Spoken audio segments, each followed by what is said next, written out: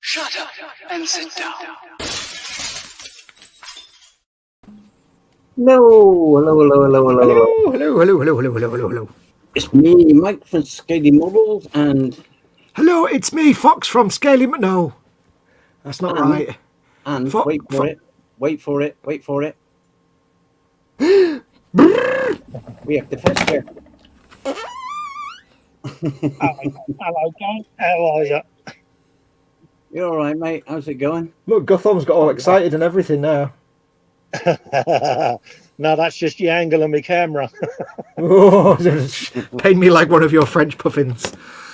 Well, I've heard it called some things before, but never a French puffin. How you doing, Colin? I'm all right, mate. You know, it's just going a bit stir crazy, if I'm honest. Yeah, I You can got imagine. a t-shirt on again. Eh? You got a t-shirt on again. You sound disappointed there, people Dan. don't want to see my people don't want to see my Wookiee tits live. I'm going to sneeze in a second. Oh, I might have a sneeze coming up. I'm not sure. Oh, yeah. I also need to adjust my headphone cable. 1 second. I'm going to disconnect myself from the headphones for a sec. Oh, do you know what? So I can't hear a word you're saying. Say, You're live on Channel 4. Please do not swear. Because I gulped down a big old Mackie V earlier, so I can't say too much. Goes over there. Oh my god. Well, do you know what? Fox has been like this since 11, Cole. There we go. Has he? You see, Oh dear, has he been taking the talkie tablets again? He's been a bloody handful. His earpiece.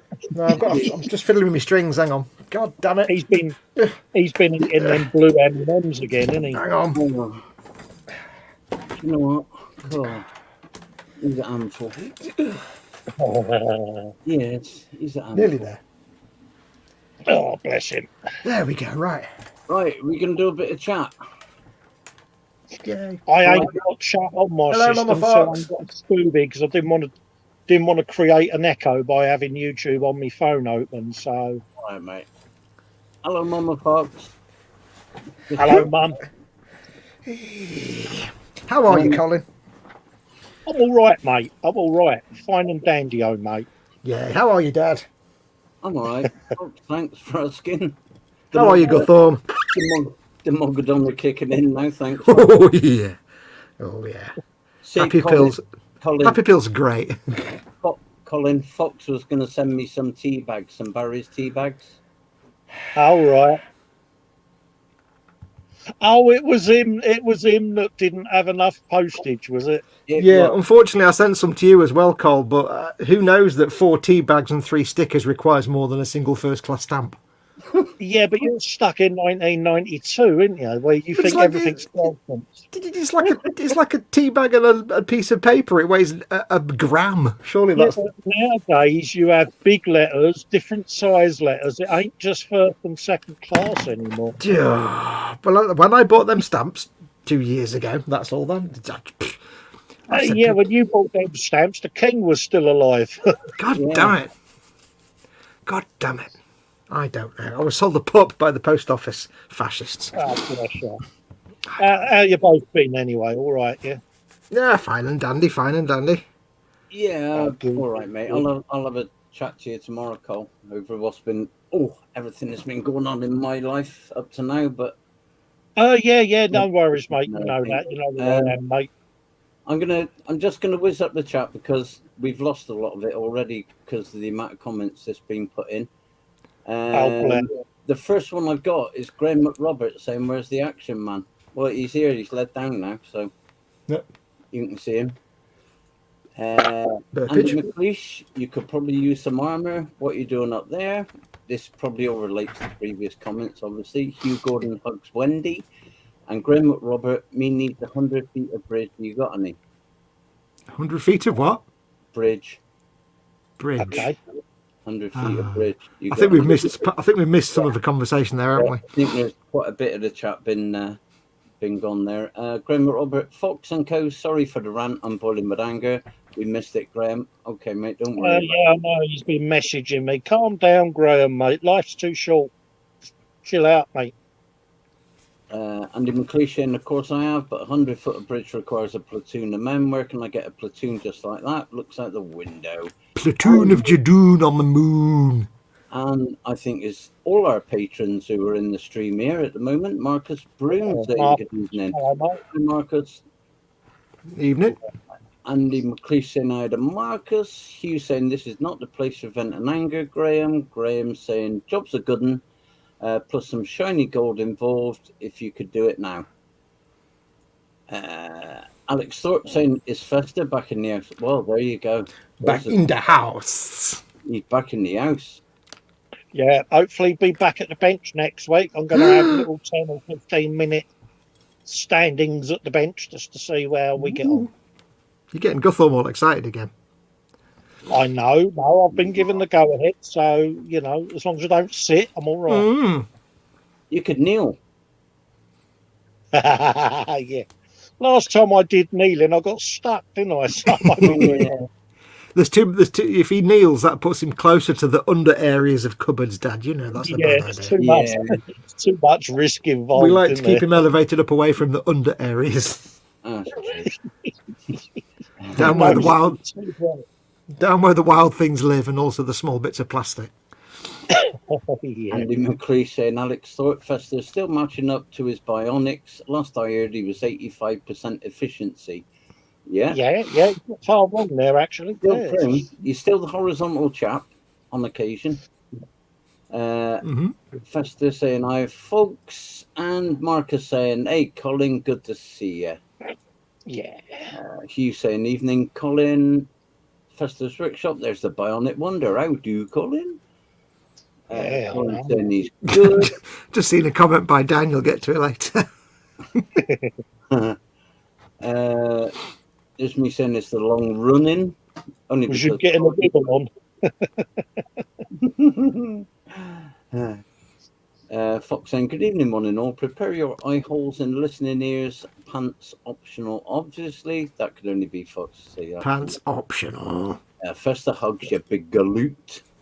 And I put being as the boss is in lurking. Yeah, that's the reason why I put the long start on. Pants are always optional, especially in a tank. And Hugh saying, good evening, Mike. Hiya, Hugh. Hope you're well, buddy. Hey, Hugh. Is that you or Hugh? You? No, that's not you. It's not Hugh. It's not you. That's you. Or no, you. It's you. Yeah. That's you. You go. Yeah. What, like the car? You go. Yeah, that's it. You go. You love the music, really, Dad. Yeah, I did bang my head on the bench, but it got big spikes on the top of this plague crawler area. I was looking at that. I do like to look at that. It's mint, mate. It's the one downside of building Death Guard. Everything's covered in spikes and they really bloody hurt. Yeah, don't make poxwalkers. They're really stabby. Wendy saying huge hugs, Colin. Hey, Wendy. Andy McLeish, you big galoot. It's great galoot, Fox, you blithering numpty. Desperate damn police in the corner over there. Welcome back, Andy. Great big galoot. My keyboard's playing up there because I only ended up all the rest of the message went and it just said at Model Making Guru, so I can't even remember what I put now. It's that music again. Fox cast Mabufu for 10 plus damage. Yeah. Persona! Nobody gets that joke. Never mind, moving on. Hugo said evening, Fox. Hello, Hugh. Wendy. Yellow you. There's my keyboard playing up again because it's just on an S. Were you just like spilling things on the keyboard again, Dad, or something? What I do, you get the shakes and start tapping all the wrong keys. No, I was typing away, but as soon as you hit space, it clears everything before and then starts again for some reason. Wait, am I missing these comments somewhere? I don't quite. What? I'm not quite seeing these weird comments. Andy McLeish saying to Fox, hello, Mrs. Pete Mate checking up on you. Oh, yeah. What are you, the desperate damn police? Wendy saying hi to Alex and Marcus, and me saying damn keyboard. And Wendy sending me huge hugs, and Colin's giving hugs all round. That's a cop out. That's nearly as good as a Muse wave. That. Well, just getting out of the way with like 3 or 4 words rather than. Yeah. Yeah, I've been one-handed, left-hand typing, and my typing's been epic, isn't it, in the chat? Yeah. So I'm like, yeah. And then when Muse comes in, everybody goes, "Oi, Muse, oi, Muse, oi, Muse," and then she just does. He's just like Weeble and Bob. Love Bob. That's the royal wave, doesn't she, our Muse? Mm-hmm. Yeah. It's like the royal way.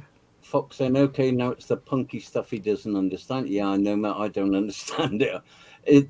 We all know that Colin's also done a short intro on my behalf now. So, but I thought, being as he was lurking and I seen him in chat, I thought I better. Yeah, the thing was, I had a lot of people saying that they wanted me to do a 5-minute pre-roll so they could get ready for the show. So I did it, and then everyone's complained about it since. So I'm like, huh? Well, I used to have a 15-minute pre-roll, and I thought it was good for me because I could get everything ready at this end. But I thought I'll just do a 5-minute one so when I do a 5-minute one, I always forget that I need all the crap I need to sort out while I'm doing a 15-minute pre-roll. I've now got 5 minutes to do it. I'm like, oh crap! Because you know you've got that pre-roll, you can quickly make a brew because you can hear it rolling, and you haven't got a rush. So they hear me rolling, they be hated. But it works better on slobs rather than on StreamYard. Yeah. On slobs, you have the pre-show yatta. Yeah. But the thing is be professional because most people don't have a pre-roll. They just go, "Hello, I'm live," or they just look at the camera for 5 minutes, going, "Are we on yet?" Yeah. You know, we'll say no more about that one. You know who I'm talking about. I'll have to have a little look at slobs, I think, and get some training off of some people. Slobbage. Slobs is good. Slobs is good stuff. Hugo send me some sure has been because you're just pulling it in through slobs anyway, so you can still do all your showing the chat on the screens and things like that. I'll just give you my slob login, Dad. It's more, it's just as thing as StreamYard. Oh, right. Okay. We'll go through it when I come back, and what I'll do is I'll give you dual log on me slobs like you've got on me StreamYard, mate. He'll learn you in the way of slobs. Yeah, it's good slobs. It means you can actually stream in 1080p if you're not doing a multi-person stream. It's great. Yeah, I just did a sweary there. I'm sorry. Hang on, it's your channel and your show. You don't have to apologise that you're swearing. I didn't hear it coming because Fox was chatting. I was saying nothing. Don't be telling things about me. No. Hey. Hang on. I didn't say nothing neither. No, I did not know. Why did I just about to look up to my webcam when I'm in front of me? You dick. Is Colin calling you an old farts? I'm Abe. Mark Sherlock saying hi everyone, and Fox saying hi to Hugh, Wendy, Graham, Andy, and Marcus. Andy saying to Fox a bit of London brawling, and Fox saying look at the far too loud.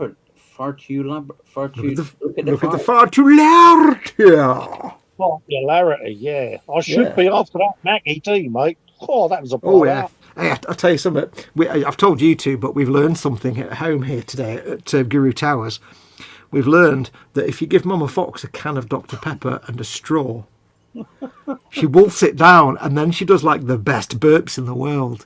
She does like 20 big, massive, like canal digging navvy burps, but all at the same time, so they go on for like 30 seconds. Yeah. She sat there today because I came downstairs and she finished her dinner, and I said, "Have you finished with this can of Dr. Pepper?" And she went, "Yes." And she said, "I'm going to go to the loo," but instead of saying loo, she went, "I'm going to go to the bar" for like 10 seconds. I was just pissing myself. She sat there and she went, "Oh, I say." Good girl. Bless her.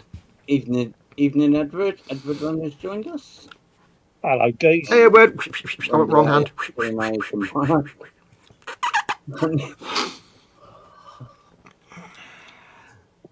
I have to respond to Andy McLeish now because I forget, but he says, "Oh, with the pain and the glaive and the There you go. But the amount of lards of Andy McLeish.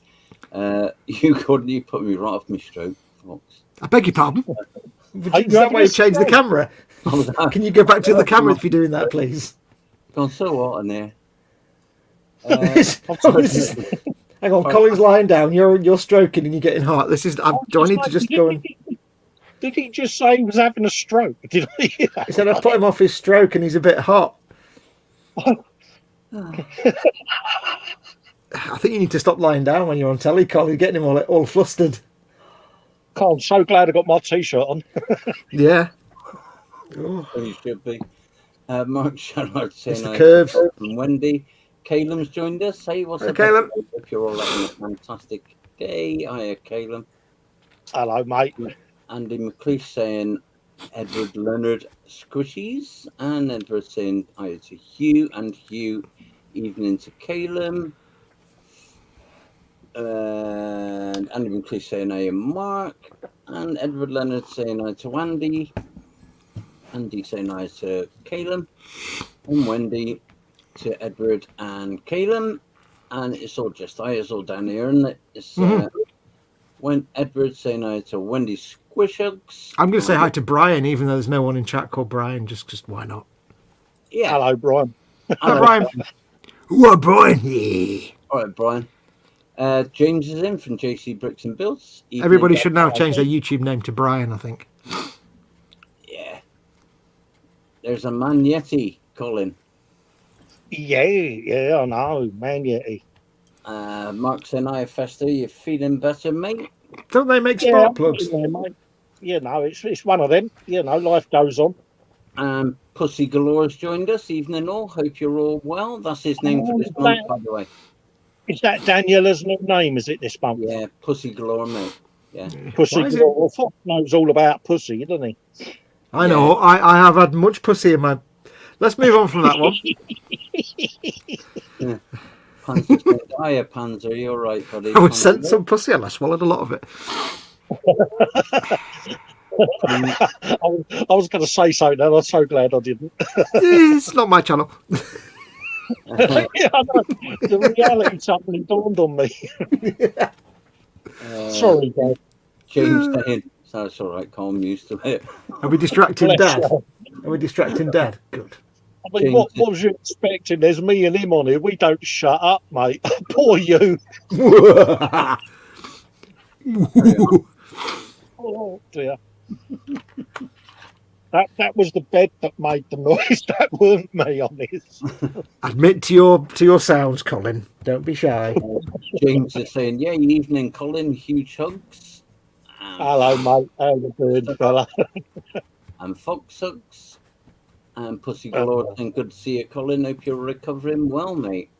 Yeah, it's going really well. It's that frustrating thing where I've got to spend a lot of time laid down for obvious reasons, but I'm finding myself, I'm wobbly when I stand up, because obviously I am anyway, but I just want to get back to it, but I can't sit on the chair, so I'm knackered.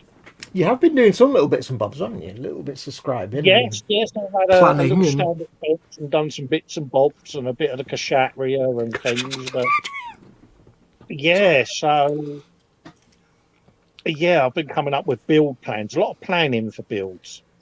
Is that planning your builds with build plans? Yeah, lots of plans for the builds. You know, I've been going through my stash on the computer because I've got it on Scalemate, so I've just been thinking ahead of some builds. Panzer's saying, what, no hat, Colin? No, I don't wear it in bed, mate, but I'll have it with me. Gentlemen don't wear hats in bed. Not that kind of hat. Well, not that kind of hat. I'll wear the Batman suit, but that's a whole different... Weekend time, Colin. That's it's not weekend yet. Well, it is. I see Robin in a whole new light. Edward saying good to see you, plus it's got a tit on it. Tit on it. Hugh Gordon saying it's magic mushroom time of year. Temporary Bobbins is in saying hello, frolickers. Hello. Hello, Bobbins. How you doing, mate? What's it got on it, Cole? Got tit on it. There you go. Dan Kramer saying it's a Colin. Hello to our favourite Festa. Hello, Dan. Good to see you, mate. And I want to say thanks to everyone as well for all your messages as well. It's been really lovely. So thanks for all of you that have sent me get well soons and all of that lot. It means a lot. All right. Every time somebody Scotland. says it's a Colin, all I can hear it. I can hear it in Mario voice. It's a Colin. It's a Yeah, cold. you get all mushy if you keep going. Mushy peas. Yeah, I can't be getting mushy, mate, because people will talk about me, they'll unsubscribe. And, oh, mate. Andy McLeish going, Dan. Paul Di Tommaso, good evening, people. Hi, Fox. Hey, Paul. Hope you're doing well. Mark Sheller. Paul, Why is he feeling like he's chatting to Festa on Babe Station for some reason? What Babe Station? well, if you'd like me to show a bit of leg, press 1 on your phone, on your keypad. Or put a Get your super index finger in the corner of your mouth, Cole. You know what? You know the thing. Get the kind of get the finger in the mouth. You know what I mean? Yeah. Provocative. Husky voice. Go all husky. Can they not push the dollar button at the bottom to... Yeah, put your dollar button and I'll put my T-shirt down. Great, he's gone. Quick, it's all right. Oh, yeah. You've got that dilemma now, mate, have you? Do you let him back in or not? Yeah. You said something about pushing Colin's bottom button, and now I fell out. Everton United down in Bobbins. Hello there, everyone. I'm so glad I was able to make it. So are we. Dad wouldn't. Dad's sitting there going, oh, fucking hell, why? Hurry up, Colin. Dad's there going, I could have been a contender. Donald Mackenzie's joined us. Hey, everyone. Hope all's well. I regret nothing. And Everton United Donald. Evening down in Donald. Oh, Chuck's jumped. Just very quickly, Dan Kramer says, no, Andy, it's the Batman suit with the nipples cut out. No, it's the nipple suit with the Batman cut out. You ain't seen the back of the trousers, mate. Oh, dear. Are we sure that your new bionic ass will be glorious when it heals up? Right, yeah. I think at this moment in time, the wife wishes it would be up. Well, what we really want to know is what your superpower is going to be that you're going to have developed. I could always share that picture, Cole, if you'd been as we're on alive. But no. Which one's that? I've got an even better one than that, mate. I think the one you sent me and Dad. Oh no, that was that wound covered, Fox. Yeah, that was in the early days. Oh yeah, you haven't seen the latest ones then. No. Oh, and Tampa's joined us. What's happening, everyone? Holla. Hey up. Hola, Tampa. How you doing, mate? Holla, buddy. Love to you, Tampa. Yeah, love to Rondo as well, mate. Excellent. Joseph Kelly, so good to see you, Colin. You've had us worried. Nah, There's no need to worry. I'm all good, mate. Still as mad as a box of frogs. Thanks, Gailey. And Miss Sue. Miss Sue's probably in bed. I haven't spoken to her since, or I haven't seen her since Wednesday. Yeah, all tucked up, bless her. Edward saying I had Paul, Tampa, and Joseph. Donald saying red wine for me, DK Lynn the boss, and the big boss's Santa tanks. Sacks? Santa sacks. Wait, what? I don't know about Santa sacks, thank you. Yeah, it's getting back to Babe Station, isn't it? Steady Neris. People have to pay more for that. Well, there is a dollar sign at the bottom if anybody any more revealed. Yeah, tips for I mean, let's just... Ed says Paul Di Tommaso. All right, Brian, welcome, says Hugh. Dan Kramer laughing. William Rayborn's joined us as well. Hiya, Colin, Dad, and Fox. Hugs to all. Oh, William. Hiya, William, mate. Panther saying, oh my God, Colin in the Batman suit. It's frightened me, mate, to be honest with you. I'll flick through these quick. I know we're just going to be here chatting. Not just you, Cole, the scars, trust me.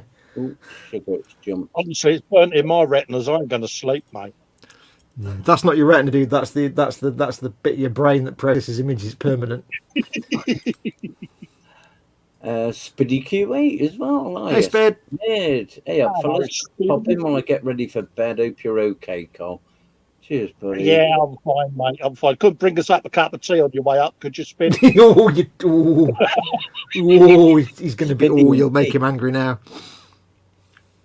Oh, hang on. I've just seen the bottom of the chat, and I'll leave it till we get there. Andy McLeish, oi spid. No Andy's suit with the nipples cut out. I think that's the first time I've ever heard Dad say nipples. Oh no. On telly or anything. Everywhere. And he's just said it on Andy McLeish's 50-inch telly, which is great. Back chat. 50-inch nipples, yes. Back to the trousers, lol. All those attachment ports. And me Lud's in. Good evening, me Lud. It'd be like Velcro, mate. And Wayne Model Works. Hello, everyone. Just popping in. So wonderful to see my mate Colin again. I have missed you, buddy. Dad and Fox, be good to him. I have Wayne. Good Dad, apparently to see you back. Good to see you back with us, Wayne. Been really worried about you, mate. You know where I am. Yeah. And you can email and PM any time you want from my friend, Not heard from you, Wayne, so just take care, mate. Dad, apparently we have to be good to Colin. Yeah, thoughts and friends are with you, mate, and there will be light at the end of the tunnel, mate. Have faith. You'll be fine. Bless him. No. Bat chaps, eh? Bat chaps! Oh, God, no, I don't want that image. Oh, crap. Well, the thing is you could have Dad as Alfred, couldn't you? Fox could be Robin. Yeah, Alfred. Hey, I'm not being... Holy sidekick, I'm not being Robin. Either that or Fox can be Catwoman. If you're wearing bat chaps, I'm not running behind you. They might at least make the cape waft. Did you hear about Alec Baldwin? No, what's happened is he's... Yes, that's tragic, that is, isn't it? Yeah. There was a Brandon Lee style accident on the set, and a young girl lost her life, and it was a prop gun that he fired, and it killed her and injured the director. So oh my God, she was the director of photography, I think she was. Yeah, very distressing time for him. Because, no one wants that type of accident to happen, so I can imagine it's quite traumatic for him, bless him. So very sad news to hear. Yeah. Somewhere there's a prop man in charge of all the weapons who's absolutely pulling himself apart because he's obviously... Brandon Lee one, when that happened, that was a piece of the blank got stuck, didn't it? And then when the next one was fired, it fired it like a projectile, and it killed him. So these things do happen at the end of the day. It's because they have like with that one, it was what do they call it? It's like a display bullet, so it looks like there's a bullet in the chamber. It's not a firing bullet, but the end of it came off. A replica bullet, wouldn't it? And a shard of it came away, and when they fired the blanket, it popped out. Very tragic for all involved, isn't it? It's sad that someone's lost their life in the name of entertainment, haven't they? Mm. Somebody slipped up somewhere and something's gone wrong. Yeah. Hugo's saying Stu's fine. He obviously knows something we don't. And Muse sneaks in and gives Colin hugs. Hello, Muse. Hugs back, darling. I am Muse. Hi, Muse. Wait, hello. Just wait for the wave from Muse. She'll wave. See, Guthorn can't do hugs because he's only got little arms, but you can do like nose rubs. That's about the best you get off Guthorn. Oh, God, it's gone. Chat's gone again. Can't stay on it, work, she said. Wayne saying he's still alive, Panzer, mate. That's good to hear, Wayne. Swearing, bloody swearing. T, how very dare you? See, I knew he'd do it. Mm-hmm. Speedy Fox has been drinking Barry's tea, mate. He's cheating on you. I've been drinking Barry's tea for 3 weeks, but you know who else has been drinking Barry's tea? Oh, mate, I'm throwing you under the bus there, mate. I'm throwing Dad under the bus. Dad also, as well, has had some Barry's tea. And what was your impression of Barry's tea, Dad? Very good. Yeah. Eventually, when it gets to you, Cole, you'll be able to experience Barry's tea and throw all your rubbish Southern Poncy tea out. Oh, mate, you know what I'll do? I shall have a Barry's tea and a chicken and mushroom pot noodle, and I'll film it. You get a nose rub for that. I'm so glad you said nose rub there. Wayne Modelwork said, thanks, Colin, you are awesome. Hey, mate, I look out for We're always here, mate. Always here. He also calls Colin Horizontal Oris with an H. Horizontal Oris with an H. Horizontal Oris with a new Aris with an H. Barnick Harris. Martin Cannon said, "Evening, gents. Glad to see Colin. How long have you got to be horizontal Horace for, mate?" Another couple of weeks, mate. Kaylin said, "Very sad. It's got a member of Brandon Lee." Yeah, the wound's healed, but there's risks of me ripping it open, and also because I had the tailbone wired, I've just got to let it fuse a bit more. So, yeah. Oh, I see. You were reading the chat out down below that. Right, okay. Well, there we go then. That's my job over. I can go now. Right, Thanks for coming, Dad. Bye. yeah, no worries. Poor old Dad looks absolutely knackered, doesn't he, because us two are in. Yeah. Oh, I'm all right, mate. We take years off you. No, we add years onto you. Well, I don't know. So what are you two building anyway? Because obviously I'm doing naff all. So. Show us your naff all, Colin. Yeah, go on. Give us a close-up. You look like you do some kind of like Marvel or Doctor Who hand pose. No. That was good, wasn't it? That was pretty much Feel the power. Alicia yeah, sends no, love and they- hugs to you, Cole. Can't wait to see you back at the bench. Oh, yes. Yeah, because Shatria's back downstairs. That's got all the plans for the panel removing done. So, yeah. I think you need to learn how to pronounce it correctly, Cole. Have I said it wrong again? Yeah, it's Kshatriya. Yeah, see, it's grammar police, isn't he? He's That's how you're terrible, supposed to pronounce it. Kshatriya. It's Yeah, got like a but- lot more SH and A's. That it only says it once in the word, but you have to read it like 12 times. Mate, I still don't put H's in things. What chance do I stand with Kshatriya? Kshatriya. Like that. Go on, try it. Correct. Go on. A what? Kshatriya. Yeah, that's it. Yeah. Oh, you rubbish you are. I don't know. Fault handles. He does it in chat. See? Oh, bless you. Bubble. Falling asleep now, I think. Oh, Dad's playing with buttons. They're bubbles because they're round. I got buttons, yeah, because they're round. You got buttons. Yeah, Pigeons. 'Cause they coo. I love the bit with the hat. That's actually Fox doing his pigeon noise. I got that off the Ink Models Monday show. When we I forgot about that. And I managed to do a hat wobble just as you did that pigeon noise. Yeah. I forgot that was me. It's actually you doing your coup on the Monday night Ink Models show. That was. I didn't realise you were filming me when I was doing my coup, but there you go. Ooh. Oh, I was going through my Midlife crisis? the other day, Speed barrier? and I found a load of the bloopers and that, for the, when we all do our like channel updates and things, we all do that little test, don't we, of video to make sure it's all recording. Oh, and we sit there going, make stupid noises. Absolute bollocks, don't we, to try and make sure that it's. Of course, I found a load of them, so I'm going to edit them all together. I should have done that. I should have kept them. I should have kept mine. They're all like, I always do like made up words and beatbox. Oh mate, I've got nursery rhymes that I've absolutely destroyed, mate. I sit here and I'm like testing audio, making little noises and all kinds of crazy shit. Oh yeah. I've probably got about an hour's worth of that if I'd kept it. Yeah, I just sat there watching. I'm like, oh my god, I've got to cobble this together and just bung it on the channel. So that's what I should sit and do that during the week.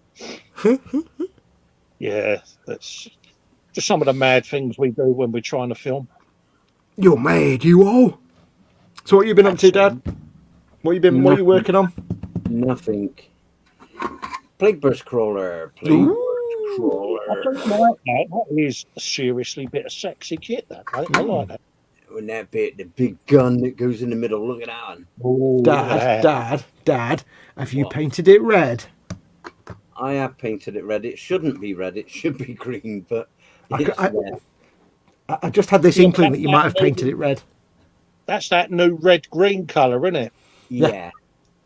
Well, It looks like a. You know what it looks like? It looks like a Cyberman with the green hat. If you look at the green bit and then the two bits below are the eyes, and the bit at the bottom, the little square bit between him is like the Cyberman mouth. Little gold tracks of the ears. He's there going delete for the love of God, delete. I like that. I like the stripe. That's good. That big dozer. You're a big dozer. Light goes on the front of it there. Yeah. And that gun goes in the top of it there. Men.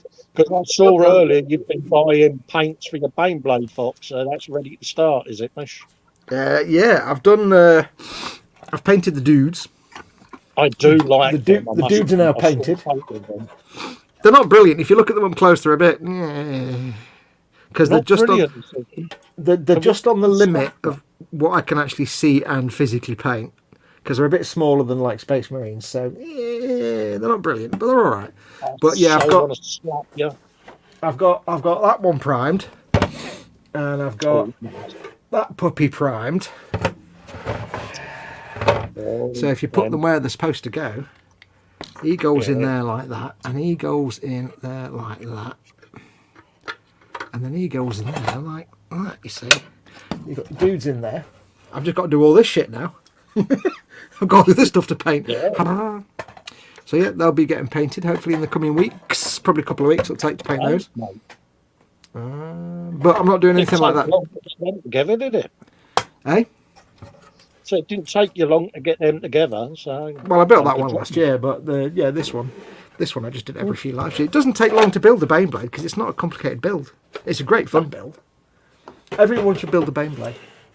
I've just got to paint the buggers now. That's the difficult bit. That's the big bit. So we shall see how that goes. But I'm not doing that tonight. I'm doing the dune crawler that I've been working on before I started the Baneblades. So I'll probably finish building that tonight or finish a chunk of it. Happy days. Yeah. I've got no idea where I was up to with it.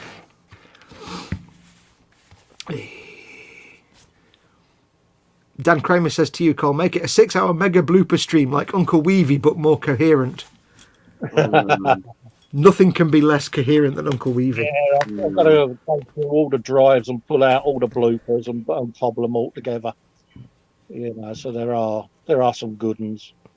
However, everybody in chat should now be grateful to Dan Kramer for reminding me that Uncle Weevy is actually a thing.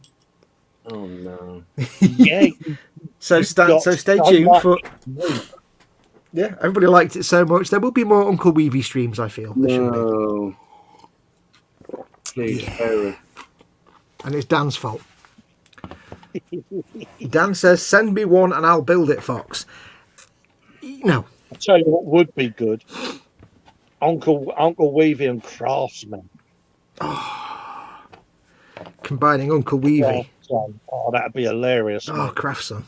Craftsman, how adorable is Craftsman? Oh, adorbs. Adorbs, utterly adorbs. Yeah. You watch Craftsman, don't you, Dad? No. Colin, discuss, please. Oh, mate, you're going to get slapped with a wet paper now, mate. You've got to watch it. Oh, there needs to be a discussion with you, Father. Yeah. Well, there's no going back. Once you've watched one, you're going to watch more. You're going to want to watch more, and then when Craft's son appears, you'll be like. See, I'm not a father. I never have been a father. I never will be a father. I have zero parental instincts and zero parental desire at all. I'd be the worst parent in the world. But when I see Craftsman, I go, oh! Yeah. Totes adorbs. Right, we need to send, like, Dad a shed load of links for Craftsman, don't we, basically? Yeah, I think we just need to download it or cobble it together and 12-hour mega mix. Yeah. Yeah, you'll like Craftsman, Dad. Trust us. You'll like Craftsman. Right, what am I doing? I have no idea. So, seeing as Dad and I are doing buildy stuff, and Colin's sitting there looking all pretty and everything, I think we should make the chat be an AMA as always.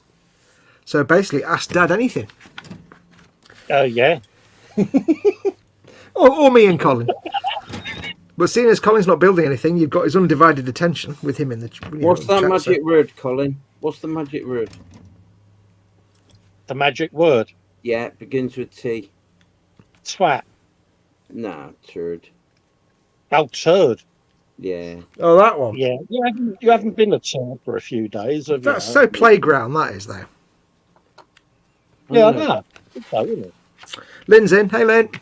Hi, Lynn. Hello, Lynn. All right, Dan Kramer asks me what the kit is. It is the 40k Scorpius Disintegrator on the box, but you can also make it the Scorpius Dune Rider, which is what I'm doing. See, the Disintegrator is just like a tank, boring. The Dune Rider like a landing craft with dudes inside, which is not boring. So I'm making the Dune Rider because it's got like the dudes and the inside. Do you know what I'm going to do? I'm going to download. You know, like we can have like pictures up on here, can't we? Yeah. I'm going to download a thing with a hand going up. You know, like you do on Zoom when you want to speak, you put a hand up. Oh, right, yeah. I'm gonna do one for here, mate. So it's when I want to speak, then I can just press a button and a little lander come up over the middle of the screen. Well, there's an easier way you can do it on StreamYard. That's true. Look. Yeah. There you go. Just put your hand in front of your webcam.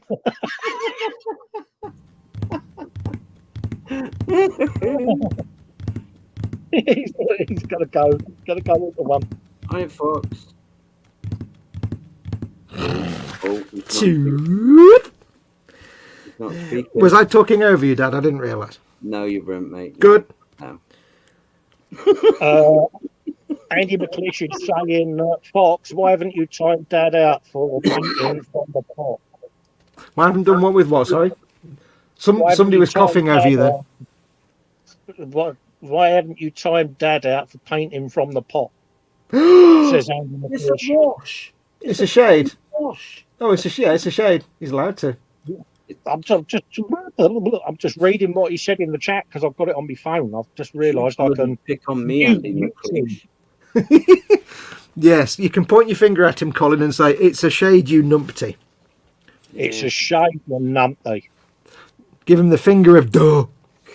What's it shame. like? I don't know. Andy I'm on your side there, Dad. Yeah, I've got your back, mate. Thanks, Fox. Cow. Even though you're still a cow bag. Still a cow bag, but I've got your back. Can I just point out, right? Yeah. That dude in the instructions there that's painted beautifully. All these little details. It's that big. Twat. I hate the fact they can paint these tiny little things that I can't paint, and I hate that. Just, God damn it.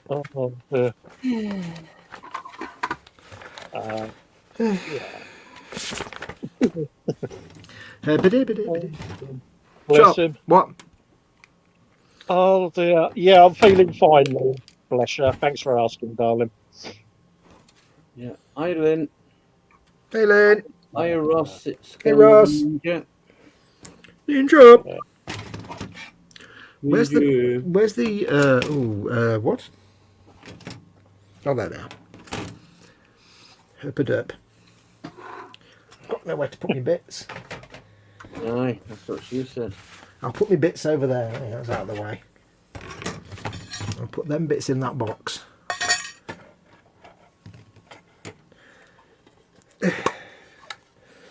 Loads of aerials. Still can't get Radio 3. Radio 3, God, Bennett. Is that still going? I have no idea. I don't listen to the radio. I only listen to the radio when I'm changing this from one CD to another CD in my very old car that's got a very old CD player.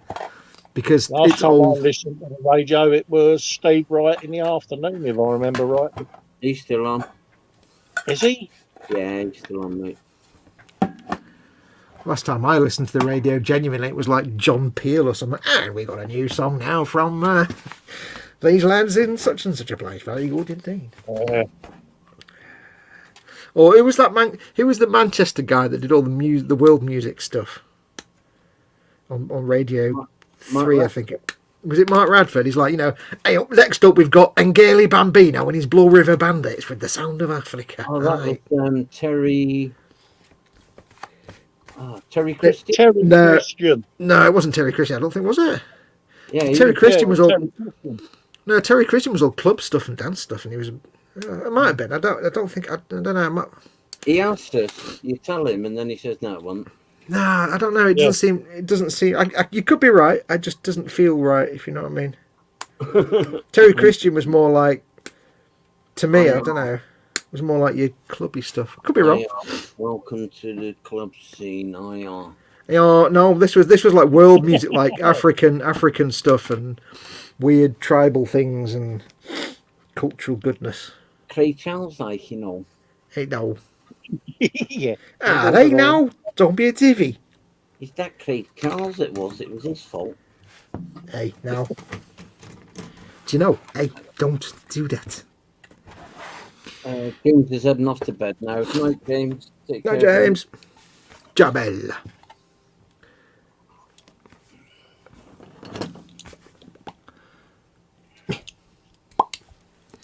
What fraction is that vehicle? Asks Dan Kramer. It is Adeptus Mechanicus or AdMech. They are the humans that were. How do you explain AdMech? They're the humans that were on Mars when it all went to pot, and then the Emperor reunified with them, and they're all based on technology. The AdMech kind of make all the technology stuff. They're all cyborgs and stuff. Andy McLeish saying, well, it wasn't Captain into Neil. My God, there's a flashback. Who? Captain into Neil. I don't know what that is. Don't you? No, it doesn't ring a bell. No. What is it?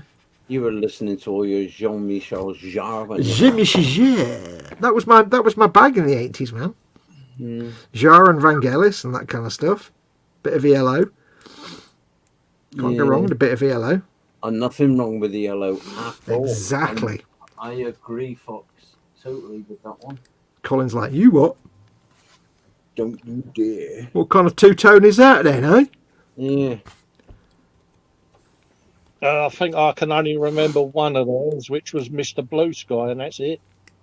That's all right. It's one of the better ones. Wasn't a massive ELO fan, if I'm honest. Oh, That's because you're clearly rubbish, obviously. Yeah. That's because you like your nonsense electric guitar rubbish. Yeah. Seriously, that last track on your pre-roll, it's like one chord with a drum beat. It's like, I'm sure the guitarist doesn't even change chord.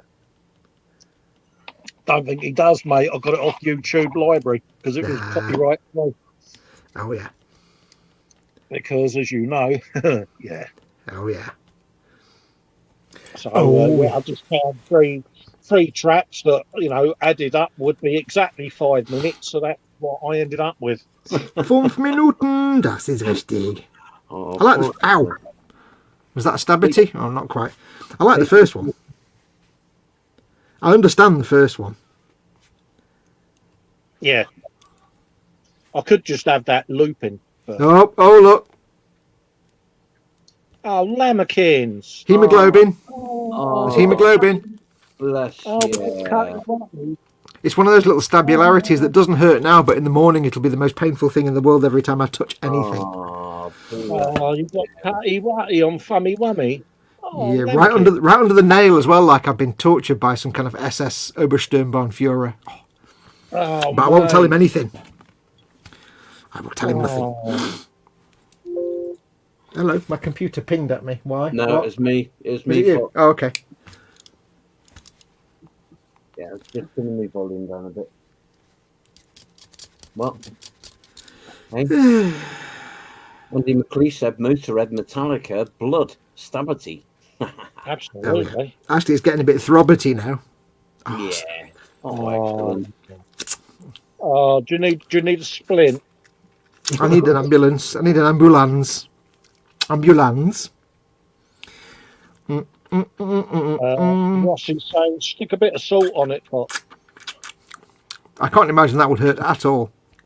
The worst thing is, right, I've just stabbed under there, but right next to it, when you get that little bit of skin that sticks up from the side of your thumbnail? Yeah. And it's like the most painful thing in the world. Yeah. I've got one of them right next to it as well, so that thumb is just like, it's going to be throbbity in the morning. Oh, what, just super glue under there, mate? That'll Super glue, yeah. Super glue will do it. Apparently, Roger that under there, mate. It won't throb anymore. I read about that, about using CA glue.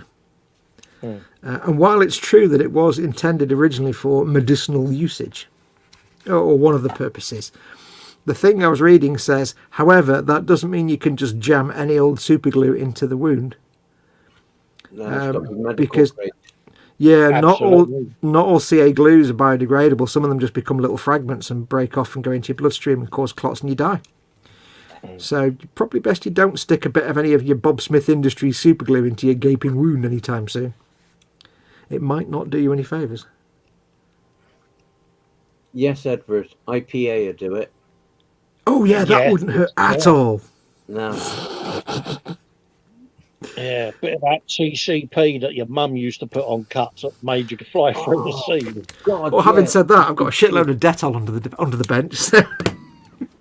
What was that gnarly ass cream that mum used to put on lint and all that used to make you do the river dance? There was Germaline, but that wasn't stingy, I don't think. Yeah. Generally- That's really Cedar stingy one, wasn't it? No, Germaline wasn't really stingy, but the only thing I remember about Germaline was it smelled exactly like McDonald's root beer tasted, which is why I couldn't never drink McDonald's root beer. It tasted like Germaline. There was a cream that they could use, and it used to really sting the bejesus out of you. I can't think what it was. Oh, I don't know. I think I remember it. I just can't remember what it was. Yeah. It was like, no, don't put none of that on it. Boom, on it would go. Really?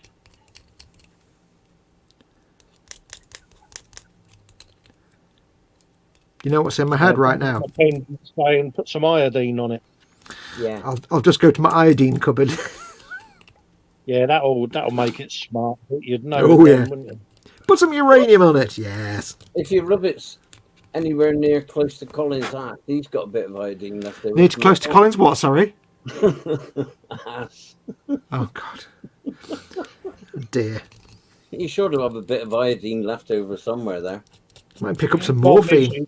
My missus keeps doing an impression of that One Sheet advert, but she calls it One Cheek. Now she's a mare, isn't she? I like your wife more and more every time she messes with your cheat. I like H more and more. Yeah. She's like, yeah, look, it's One Cheek. It's like, yeah, thanks, love. Edward, mind you, I have been calling her Edward Spannerhand, so yeah. Yeah, I think after all the nonsense you gave her, you can just shut up, basically. I think is the entire counter to your argument there. Yeah. Take it. Imagine in court. What is the complaint? Oh, you can just shut up. Okay.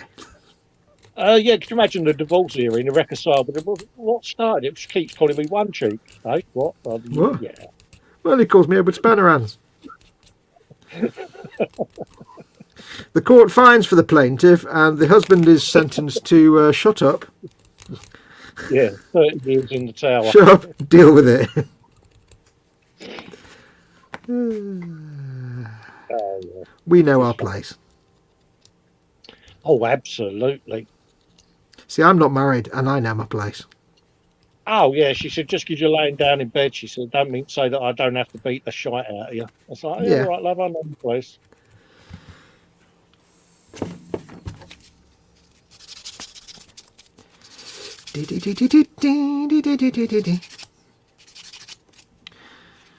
All that's in my head right now, and I don't know why, is Fog, I'm the one that made the bet, and I know will be precisely right on time. God, it's stuck.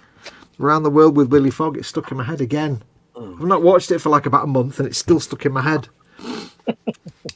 You really need to get out more. I know. Well, I'm very lucky that the Dogtanian theme isn't stuck in there, because that is so terrible that it just won't stick. But the Round the World with Willie Fogg's quite a catchy tune, and it really sticks. I've not even watched it in a month.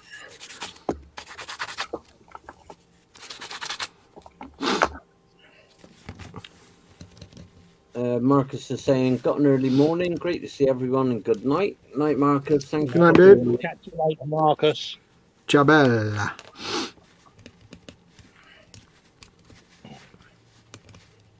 Yeah, I'm going to disappear as well because I've got to go and get the wife up. She's got to go to work, so I'll let you two get on.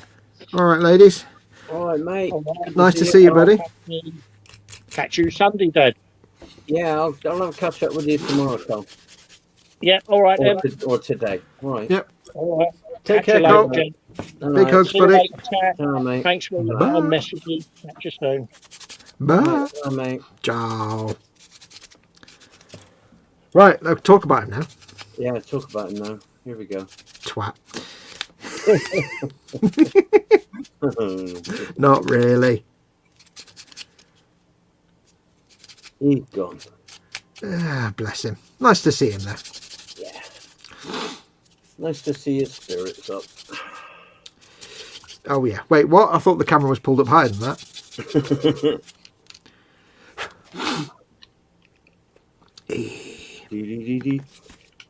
Got that tune stuck in my head now. What? That start-up tune. All right. Stuck in my head it is. I've just got, here I am, I'm Rigadon, I'm a Tico de Mascate. No. No. Hey, now we really must go on, cause a lot of time is gone.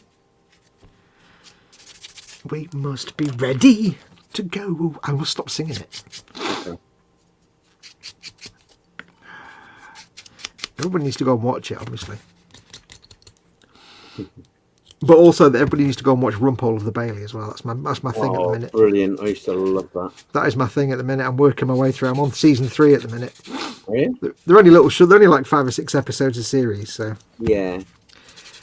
I'm on series 3. His wife used to give him grief as well, didn't she? Oh yeah, she who must be obeyed. Yes. Well, Guthrie Featherstone QCMP has just become a judge. So Yeah. where I am. Well, I'm up to season 11 on NCIS at the moment. Ugh. Does nothing for me, that kind of stuff. Now Bones, if you were watching Bones, Oh, NCIS. you'd like Bones. There are some people round here. Hello, Mama Fox. Hello, Mama Fox. There are some people round here who have all 10 seasons of Deep Space Nine. No, 7 seasons of Deep Space Nine, and haven't yet even got halfway through season 1. Wow. I'm not that I'm pointing the finger of shame at anybody, Colin, but Colin. Yeah. if I was, I can't say whether it would or would not be at Colin. It would be at Colin. It would be a Colin. It would be at Colin, yeah. We know it. You know it. I know it. They know it. It is known. Retro Studios have joined us. Good evening. Welcome. Hey, buddy.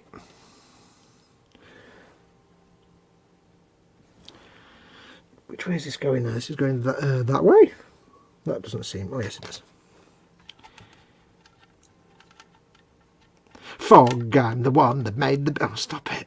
God damn it. What, let's talking about your talking about keyboards now, because my keyboard's going one key here. Oh, yes. What was Is that what you say to all the girls? Yeah, it's one of them keyboards. Look, one of them Bluetooth ones. Oh, yeah. You Oh, know that, the- like, you mean like The one yeah, you- yeah. Yeah, similar, but not. Yeah. This one's like the one you had before that one. Yeah. And What's it doing? Is it occasionally not responding? And well, no, I'll type some stuff into chat, hit a space, and then it'll delete everything up to that point. oh, okay, So I thought it might be batteries, so I changed the batteries, and it's not that. okay. So I don't really know. How long have you had it? Well, going back to when you had your other keyboard. It's probably just dying. You just get a new one. They don't actually last that long. I mean, this is my 3rd little keyboard. That's why you only pay 15 quid for them and not like 150 quid like the real Apple one. You see, Yeah. it's what you get for being cheap ass like me. Well, funny enough, it was you that recommended it to me. Well, no, that's what I mean. That's what I mean. It's like, you know, they are like, the real thing is like 150 quid. So they're 15 quid. So yeah, they're not going to last forever. They're good little keyboards, but God, yeah, they are good. yeah. But once you've had a keyboard for your iPad, you really can't not have a keyboard for your No. iPad. That's true. I can't if anybody out there's got an iPad and doesn't have a keyboard for it, I cannot express to you in words that you would understand, that would even explain in any great way enough how you really can't do without a keyboard once you've had one. Oh god, yeah. It really isn't possible. Well, this is a pickle. Lynn's saying, "Oh, the series I took forensics at uni." Oh, cool. Lynn's actually done real grown-up forensics and that. She has, yeah. She's, Cool. Should be on NCIS next. Or as I'm sure somebody around this part of the world will call it, knickers. Yeah. You just know somebody, some northerner would call it knickers. Yeah. I'm watching Knickers. I'm watching knickers tonight. Caleb's saying, "I can't upload videos to Instagram from my computer now. They changed something, and when I try to use the new format, nothing happens." Get a YouTube channel. He's got one. Ah. But he does multi-platform, Caleb. Oh, flange. Oh. I don't want to glue this bit on, but I also can't get it to stay in place without gluing it. Challenging time. Oh no, maybe. Panzer said, "Dad, there's expensive, there's cheap ass, and then there is Fox." Yep. You got that, mate. Oh, flange Hey, buckets. Panzer, you're off as well, so you're not going to be eating in half an hour, are you? So, what's everybody had to eat for their evening meal then? Oh yeah, bench and blowouts, whatever. Yeah. Bench and bellies. We haven't done it yet. No. What's your bench and belly, Dad? We normally look forward to Panzer's, you see, because he normally goes for his meal break at about 1:15. Oh right, okay. I had a ready meal tonight, and it was chicken and pasta, bacon, bake. Nothing wrong with that at all. I like ready meals. Yeah. They are a fine solution when you really can't be asked. Yeah, I've got to say, I did enjoy it. Yeah, and rightly so. I must say as well that I have got some of these still. Oh, I've never had a Jaffa donut. Oh, I haven't, yeah. However, what I have had, and which you should try, are the Malteser cakes. Yeah, I've not tried one of them yet. Dear God in heaven, they're just like mouth sex. They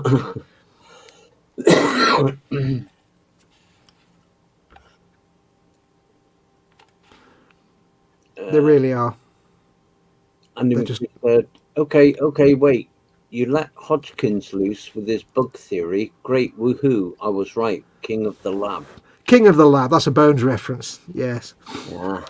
He gets points for making Bones references. Wasn't Bones is good. Wasn't the lad out of Bones in Buffy the Vampire Slayer? I never watched Buffy the Vampire Slayer, but I'm aware that one of the... you're thinking of Spike. Oh, no, sorry, no, the guy that played Angel. Is it Dave? Yeah, the guy who Yeah. played Angel, yeah. Yeah, David Boreanaz. Yeah, that's it. He's in that, isn't he? Yeah. Oh, Bones is great. Bones is one of the best. I'll make that my next viewing experience then. That. Yeah, Bones is one of the best ensemble cast light humour type series that you'll ever get. Castle was good as well, if you've ever watched Castle. No, never watched that. Castle was good, but apparently the Nathan Fillion and whatever her name was hated each other with a vengeance. Better do somebody's belly and bench. Belly, retro rabbit belly, fried chicken, bench a mess. Andy That's true of all of us there, Rabbit. Andy McLeish's belly, southern style curly fries, onion rings, and homemade cheeseburgers with barbecue sauce. Curly fries. That's a win. Yep, that's definitely a win. Curly fries is. Why don't I just bloody glue these things on? Like, stop being a tit. Donald McKenzie, bench the Toontank Santa Tanks. Belly, Oh, yeah. eat another cheeseburger with Wimpy's special. Oh, shut up! Oh, don't be talking about Wimpy. No, Wimpy. no. Don't be no. Stop with the wimpy talk now. It's not acceptable. Lynn's having a PB&J sarnie, barbecue Pringles and water. Sorry, no Dr. Pepper. I have to work tomorrow. I've got a fridge full of Dr. Pepper. That we ordered like 48 cans of it. Don't say that. You'll have Lynn knocking on your door. Yeah, she'll have to fight me for it, like. And the man who never sleeps has joined us, Chunk, Southwest Modeler. Hey, Southwest Modeler. G'day, bro. Never sleeps, you know that, man. I bet he does, but just not when you're looking, because that would be creepy for a start. Because we've had this conversation, Dad, and it's not normal, but you know. G'day, bro. G'day, bro.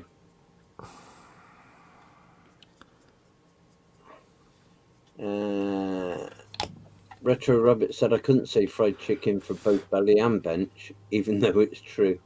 You can. You can say whatever you want to say, mate. You can say whatever words need to be said. When it comes to food, all words are correct. Yeah. It's simply the way it is. Yeah. What was I didn't do my belly and bench. Bench, I've been working on my bone blades. Belly was Mama Fox wanted fish and chips. So I went to the chippy. And Mama Fox had fish and chips and a bit of mushy pea. So I, of course, had chips, big sausage, steak and kidney pudding, gravy, mushy pea. You had a humongous amount of food. It was a significant pile. Pictures of it, yeah. Well, the problem was that as well as me having chips, big sausage, steak and kidney pudding, mushy pea, Mama Fox wanted small chips because she only got a little appetite. So I got Mama Fox small chips and me normal chips. Unfortunately, my local chippy, small chips, is like huge. It's a shipping crate full of chips, and that's small. So I had half of Mama Fox's chips and my chips. It was a challenge even for me. Let's just be honest about it. Even I was a bit overwhelmed.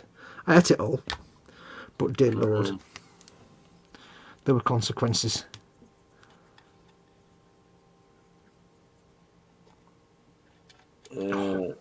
Lynn Dipple said, William Rayborn said, belly, fried chicken sandwich and fries, bench, all the stuff I haven't finished. It's true for all of us, sadly. Yeah, and then Lynn Dipple says, Yoles, Dr. Pepper has aspartame in it. Sai showed me a picture of the can, so I'm going to see if I can bring my own Dr. Pepper over. There's no actual evidence, concrete evidence, that aspartame causes any problems. It's a lot of people think that aspartame is carcinogenic, but if I remember rightly, and I could be wrong, it's been a while since I looked into it, there's no actual concrete evidence to say that is the case or not. No. But I'm sure it doesn't really matter. Nothing's good for you really at the end of the day. So, no. But yes, I mean you can be allergic to it and it can have some side effects, some problems. But it's just Dr. Pepper. I don't care. It's better than corn syrup or whatever it is, I think. I don't know. It just tastes nice and I put it into my face hole. Well, yeah. Five Guy Burgers here puts 2 huge scoops of fries in the bag with your small fries. I love Five Guys fry. I've told Fox about this, that I'm going to take him some over when I next go over. Yeah, because we've not got a Five Guys or a Wimpy. God damn it, motherfucker. They are the best fries on earth. Five Guys fries. Now, see, I actually like KFC fries, and people think I'm weird because I like KFC fries, but I do, and I can't deny it. I like big fries, and I cannot lie. I wasn't going to glue those little rails on, but I can't be arsed fiddling around with it, to be perfectly honest, so I've glued them on.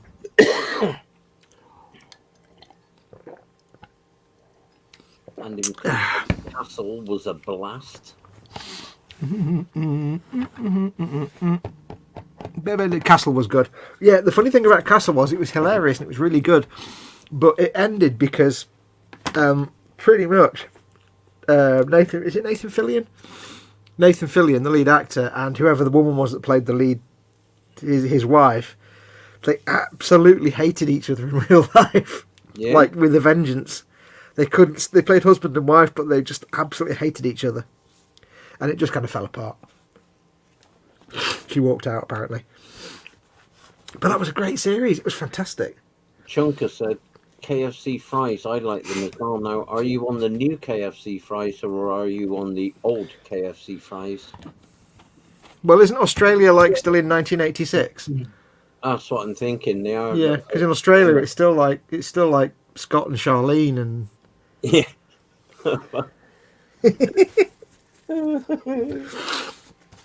that's an old joke for us Brits.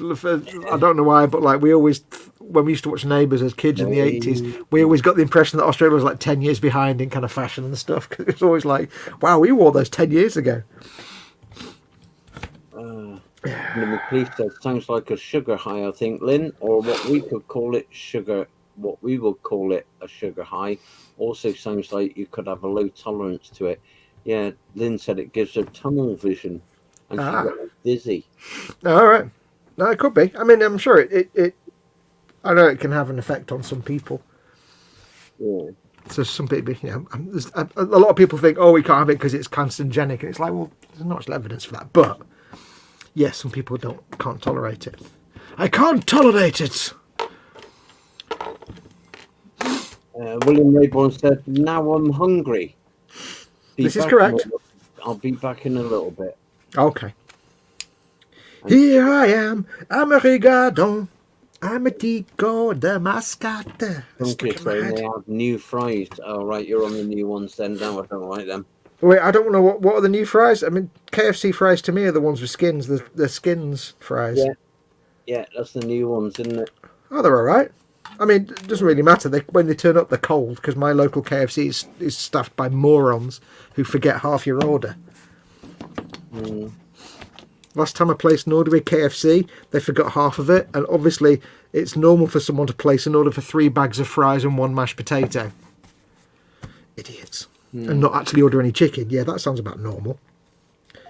It's like I ordered all this food and it's like, okay, I've got the chips, I've got the spuds, where's all the like burgers and chicken and that? Yeah. Ooh, Amazon order's been dispatched. Ben Kramer said you are definitely weird, folks. Ooh, what's that?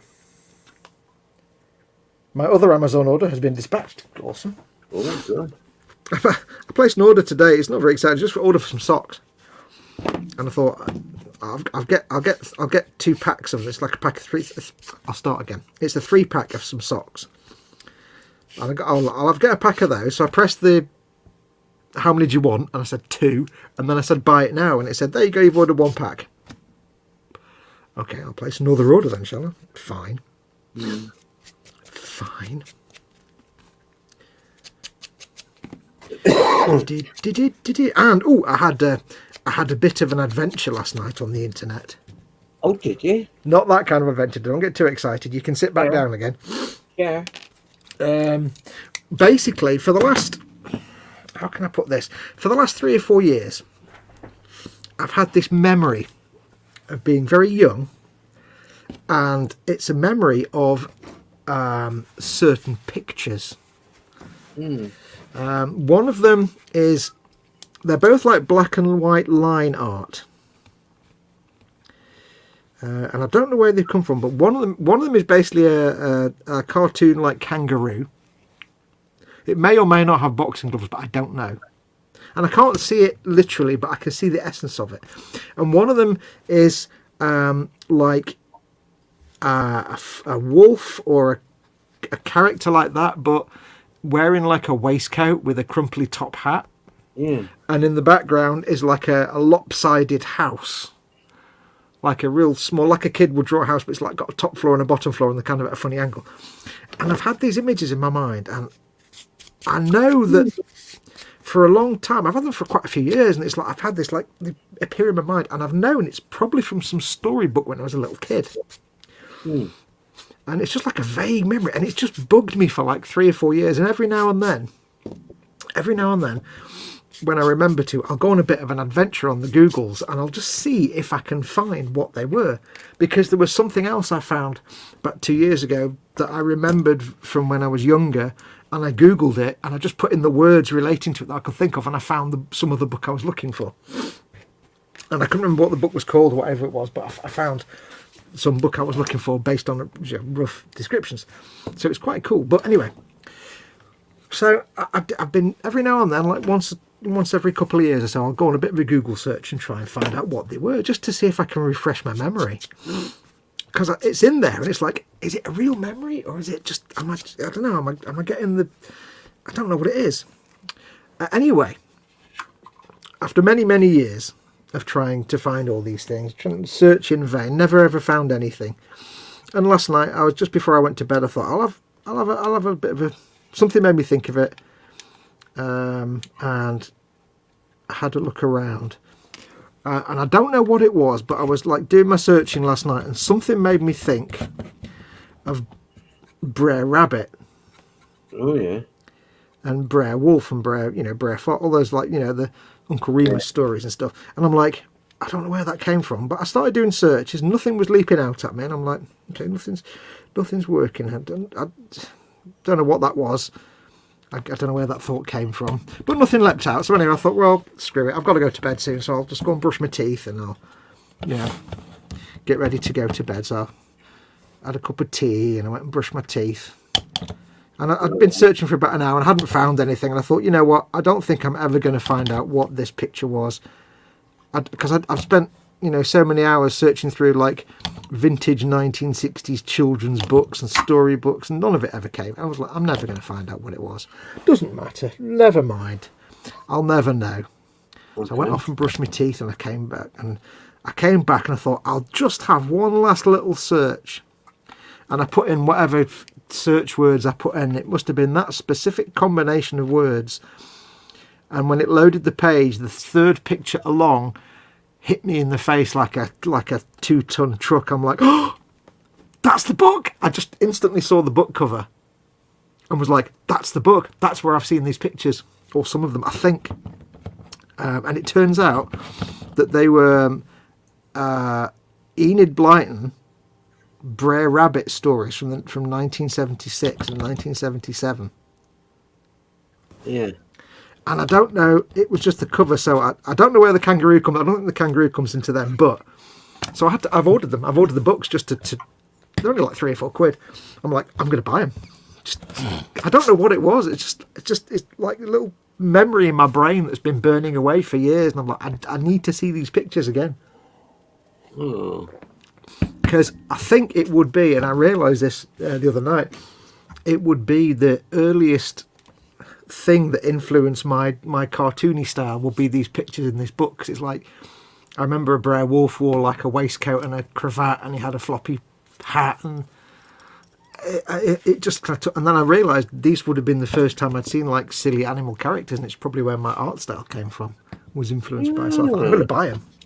So after like 5 or 6, it must be 6 or 7 years, I've been searching randomly in vain for. It's like knowing a tune, having a tune in your head and not knowing what it is. How would you search for it? Yeah. And that kind of search. But I have an image in my head and I don't know what it is or where it's from, but I've got to try and find it. So it was a good like, 6 or 7 years it took. And last night, if I hadn't gone back after brushing my teeth and getting ready for bed and just gone one last press of the enter key, bang, there it is. So I think I've ordered 3. I've ordered, not that I want the books, I just want the artwork. It's, what is it, Brer Rabbit Saves Brer Terrapin, I think. Brer Rabbit and the Alligator. Yeah. And I think Brer Rabbit and the Wonderful Tar Baby, which I'm kind of hoping isn't horribly racist, but I don't know. It's a vintage book. But I think those 3 are the ones I had. So I can't wait to get them and look at the artwork and see it for the first time in like 45 years. It'll be like, wow. I think it's basically midlife crisis. Oh. I think it's hankering for the things of my childhood. Yeah. And realising with the internet you can now actually just get them. Well, you are now approaching that magical age now, you see, aren't you? Yeah. It's a magical place. No way. I'm not in Tahiti. That's an Agents of S.H.I.E.L.D. joke for those out there who might recognise it. It's a magical place. So I was like, I could. And it was weird because I hadn't seen like Brer Rabbit and the Alligator. I hadn't seen the cover of this book in probably 40 years. Yet when I saw it on the Google search, I'm like, it's as if I'd seen it yesterday. Because it was like, bam, there it is. That's the one. Oh. Andy McLeish said it sounds like the old Tekken Virtual Fighter concept art. No. I don't know. He put that up after you first started talking about it, so that's what All right. made me jump back to that comment. Oh, that might be with the kangaroo. No, this is like early 70s, this. I don't know where... Because for many years, I was thinking I'd seen them in like a children's storybook. Like, you know, you get like the bumper book of children's stories. So for many years, I was trying to rack my brain and asking my parents what children's storybooks I had to try and get the title of it to look, and it wasn't that at all. And it's just something last night tumbled me onto the Brer Rabbit stories, and then I'd forgotten there was even an Enid Blyton version of them, and I'm like, oh. You know. Edward Leonard said, saw a cartoon the other day. The doctor was taking the patient's temperature with a rectal mercury thermometer. The patient turns his head and says, "Doc, do you think I'm going to make it?" And the doctor says to the patient, "I'm not sure, Mercury is in your anus." The patient says, "Doc, I'm not into that astrology stuff." The doctor says, "No, I just broke the thermometer." If that's a cartoon, that's either like Family Guy or it's like a Ren and Stimpy type. One of those 90s Cook for Lucy cartoons. I Am Weasel or something. Dan Kramer said, "Congratulations, Fox. That's pretty great that you found it. I had a period of years where I thought I imagined a show I watched as a kid." Yeah. Oh, Dan Kramer got the reference. It's a magical place. Yes. It's a magical place. Dad, unplug him. Did I get stuck in a regressive loop there? It's just weird. It's quite nice to be able to revisit things from your childhood and be like, I can get that now. Yeah. And it's nice to be able to confirm memories from when I was a very small child that I'm like, did I remember that? Is that real or am I making that up? I don't know. Now I can actually... And I can see how accurate my memory is compared to the actual drawings. So it's just the drawings I'm interested in. 26.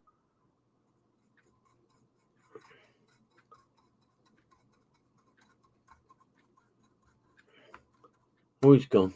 I only know he's gone when it goes quiet. He'll be back. I still love you stuff, Fox. Here he is. And he's back in the room. There he is. Yes. Yeah, have you ever used the internet to go back in time, Dad? To relive youth times or to find things that you... Have you ever been tempted to go and buy something that you had when you were younger? Just for the... No? No, not really, Fox. I'm sorry. I guess stovepipe hats and stuff, they're not really cool anymore. Hello. Here all week, try the fish.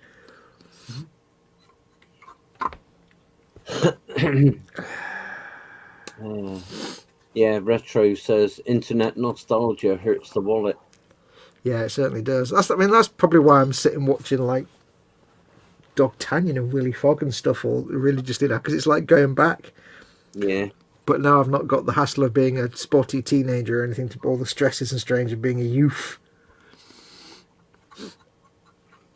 What the hell is that part? That is that part. Mm-hmm. What is this part here? That is part 19 there. Yes. Part 54. Yes, there we go. Lovely. Dan Kramer said, "This was well before the internet. I watched a show as a kid that I loved, but it was a Japanese dub that wasn't in all the markets." It's probably something that somebody will know if you can describe it. See, when I was a kid, we used to watch Battle of the Planets, this Japanese cartoon. Well, we didn't know it was Japanese, but we didn't know that it was that anybody outside the UK knew it. We just knew it was this cool cartoon. But it was the Gatchaman cartoons, but it was called Battle of the Planets over here. So, when we were kids, we didn't know, I think I had a vague knowledge that things like Dogtanian and stuff were Spanish. Vaguely. Or Italian or something. But yeah, we didn't know about, Battle of the Planets and stuff like that. Yeah. We knew, obviously, things like Hanna-Barbera and stuff was American. We knew that. But we had no idea of anime or anything. There's probably loads of stuff that we watched. Like, I remember there's a cartoon called Belle and Sebastian, but I've got no idea where that came from, or it was Belgian or French or something. Well, I don't know. I'm not really that one. Or was it a series? I don't know if it was a live action or I can't remember now. I know there's a band called Belle and Sebastian as well. There's a lot of weird stuff we used to watch. So anybody in chat, have you been tempted to? Has anybody in chat gone on a revisit of their youth and looked things up, or even not necessarily bought stuff, but either bought stuff or looked things up that you used to do or read or have as a kid, toys or books or whatever? I went for a while. I did a similar thing when I remembered a little game, like a little handheld battery operated game that we had. I didn't know what it was called. I couldn't describe it, and I did a Google search for that for a few hours one day and found it. And I can't remember what it's called now, but that was cool.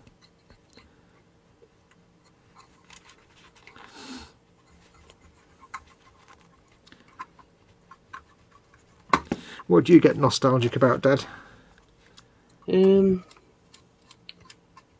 Oh, crikey. Nostalgia. See, for me, it's always the 70s, and it's always when I was a young kid. Yeah. I'm not nostalgic for the 80s or my teenage years or any of that crap.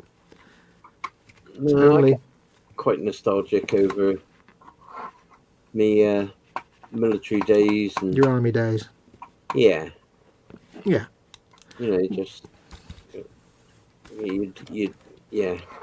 Well, you get nostalgic for the happy times, don't you? And the times when you were contented. So Yeah, and you go over some of the jobs that you've done, and yeah. it's just I mean, I was, good days. in the 70s up until I was 11 years old or so. In the 70s, I was a kid. Everything was brilliant. It was always summer. It was always lovely. Everything was warm. Everything was brilliant. Everything was fantastic, and everything was great. Then you hit like secondary school and I became a teenager with spots and girls and stress and exams, and everything was shit. And then I had to go and get a job, and every job I had was rubbish. So I've got no nostalgia for anything after 1983. Before 1983, everything was brilliant. Yeah. After 1983, it was just a shit sandwich. Well, maybe, mostly. After 1990 onwards, definitely everything was crap. There was probably a few good times in the 80s, maybe. Not many. But 1970s, absolutely.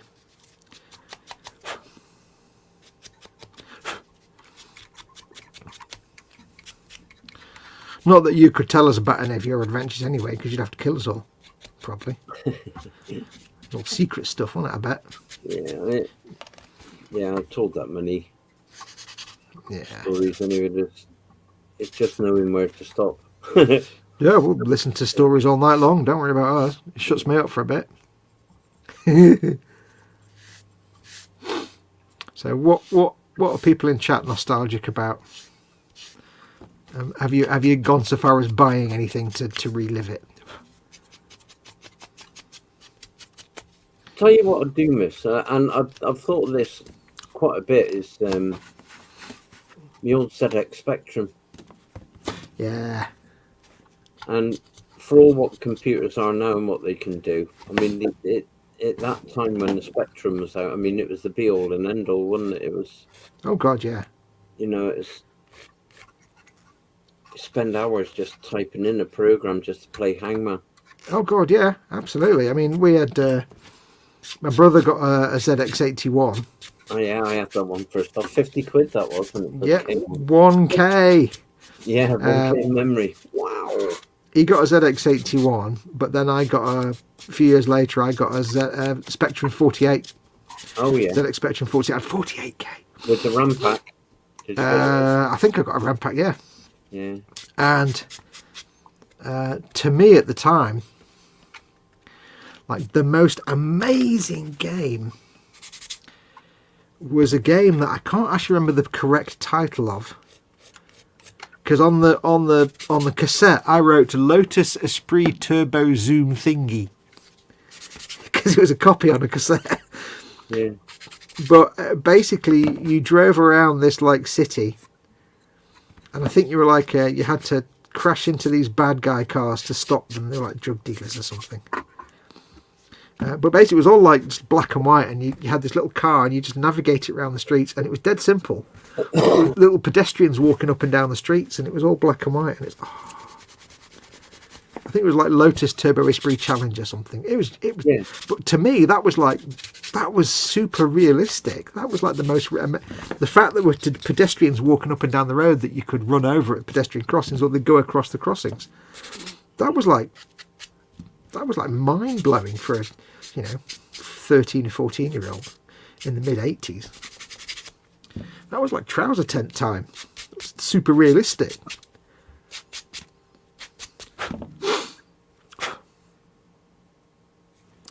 And the beauty of it was, because you got your games on cassette from your mate and you never actually bought any games, you never knew what the hell you were doing because you never got the instructions. Half the time you're like, I don't know, just back and forth. I remember that. That blew my mind. Let's have a look. Retro Rabbit says Star Blazers equals Space Battleship Yamato. Yes, we never had that over here. As either. I know in the US they got Space Battleship Yamato with Star Blazers, and the theme tune when you sing as Star Blazers is terrible. When you listen to the lyrics, it's terrible. It's like they had to fit. I don't know why they just didn't call it Space Battleship Yamato, really, but never mind. Because they didn't want to name it after a Japanese battleship, I suppose, a World War II battleship. I don't know. Where are we? Oh, there we go. When Dan Crane was saying about before the internet he watched a show as a kid, he said it wasn't until many years later that I saw a single photo from the show in a magazine proving its existence. Now I have it on my PC to watch Johnny Socko and his flying robot. Terrible show, but I love it. I remember I had the same kind of thing. I remembered some weird little series, and it had, I think, puppets, and the bad guys had spaceships that looked like hornets, and the good guy's ship was like a fat, pregnant X-Wing. And I only had vague memories of it, and it turns out it was Star Force, it was called. I always doubted if it was real or not, but it was real. Yeah, the main ship was like, it was a fat, pregnant X-Wing with a broken nose. It was all bent at the front. It was quite good, apparently. Lynn Dimples off to bed. Oh, take care, Lynn. Going to bed, really tired from work. No. At 4:40. Oh. Go to bed, sleep well. No night, Lynn. Have a good sleep, darling. Take care, Spud.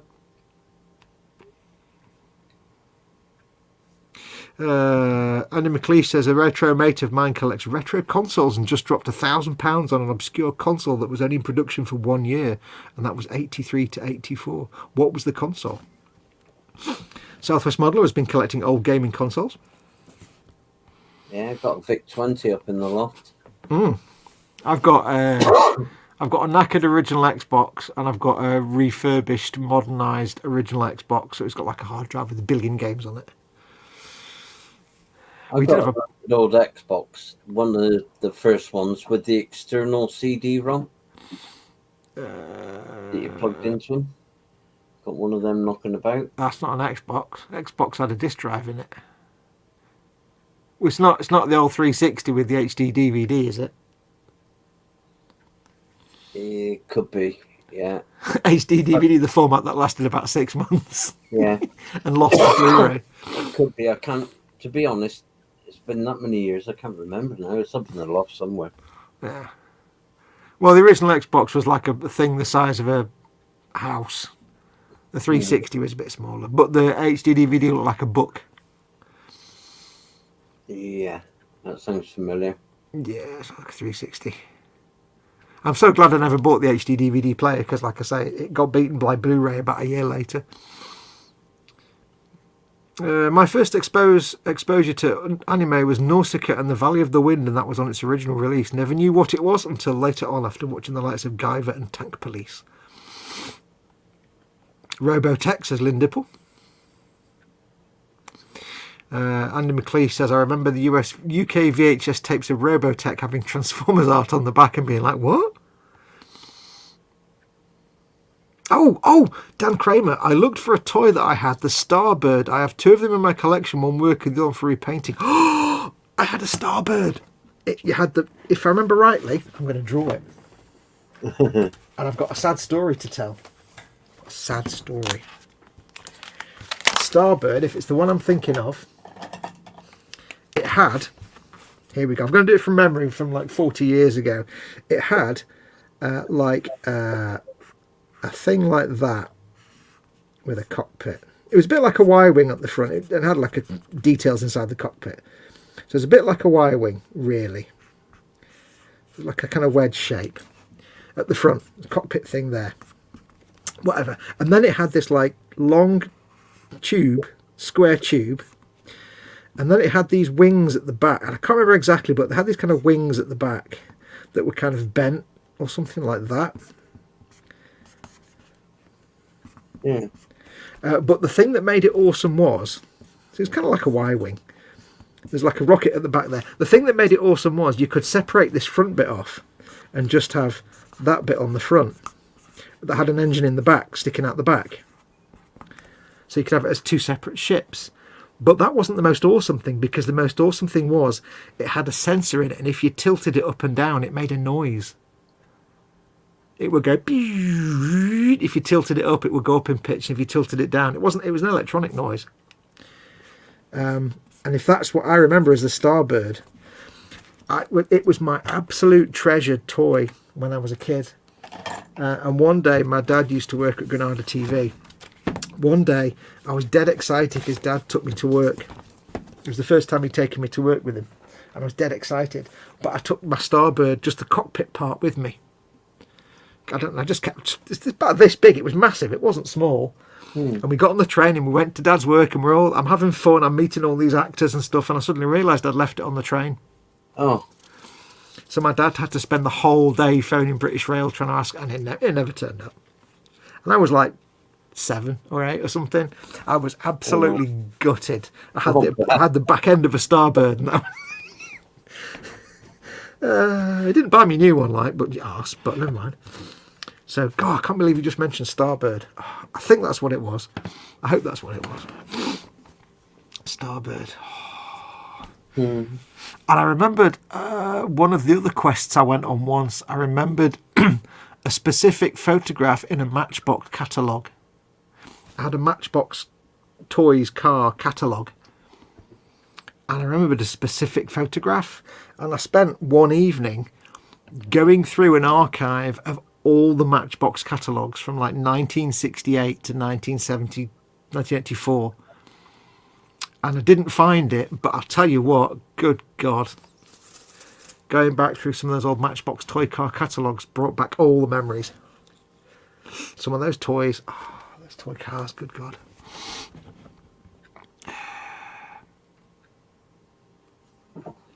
Let's have a look and see what the chat do. My wife was in mourning the whole week. She realised that the creator of Berserk had passed away. Oh.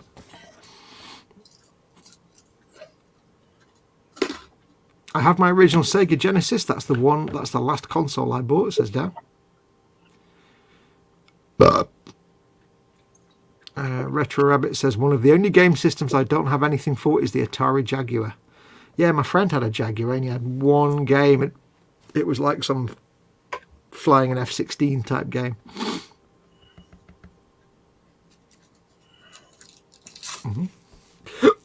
Excuse me. White Glove Model says his reliving childhood thing is Star Trek. Ooh. I was so into it as a kid and then kind of fell out of it until maybe 2 years ago and started rewatching from the original series and building Star Trek models. Dan Kramer says it was a great toy. The sounds went up and down depending on how you held it. Yep, that's a Starbird. I had a Starbird. I could never figure out what was going on in the cockpit because it looked like it was drawing the side of the chair in the cockpit window. I remember that. Dan Kramer says, yeah, it's magical as a kid. It was a ball bearing that touched the contacts to make the sounds. Don't break the magic. Don't tell me how it worked. You know, when we finish here, I'm going to have to go and find videos about the Starbird. Just to remind myself. Sniffly nose time. Oh, your nose running. But I think the reason I liked it was massive. It was huge. It was like about, I don't know, 2 foot long or something. Edward Leonard's got about 20 old Matchbox cars. It does amaze me looking back through those old Matchbox catalogues going, oh, I had that one, and oh God, I remember that car, and oh yeah, I remember that one. Oh, it's just massive nostalgia feels all the way through. I strongly recommend, and also strongly don't recommend, going and looking up all the old Matchbox catalogues. You'll feel fantastic and also horribly old at the same time. It'll be both the best thing and the worst thing you ever do.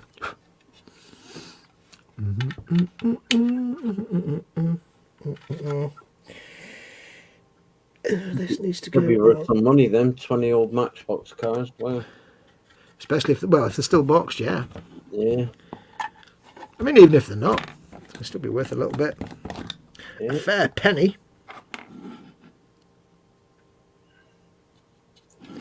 Although I will admit, looking at some of the Matchbox catalogues, it's also quite amusing how much of them are really, really crap. And how a lot of them were just the same things recycled every year.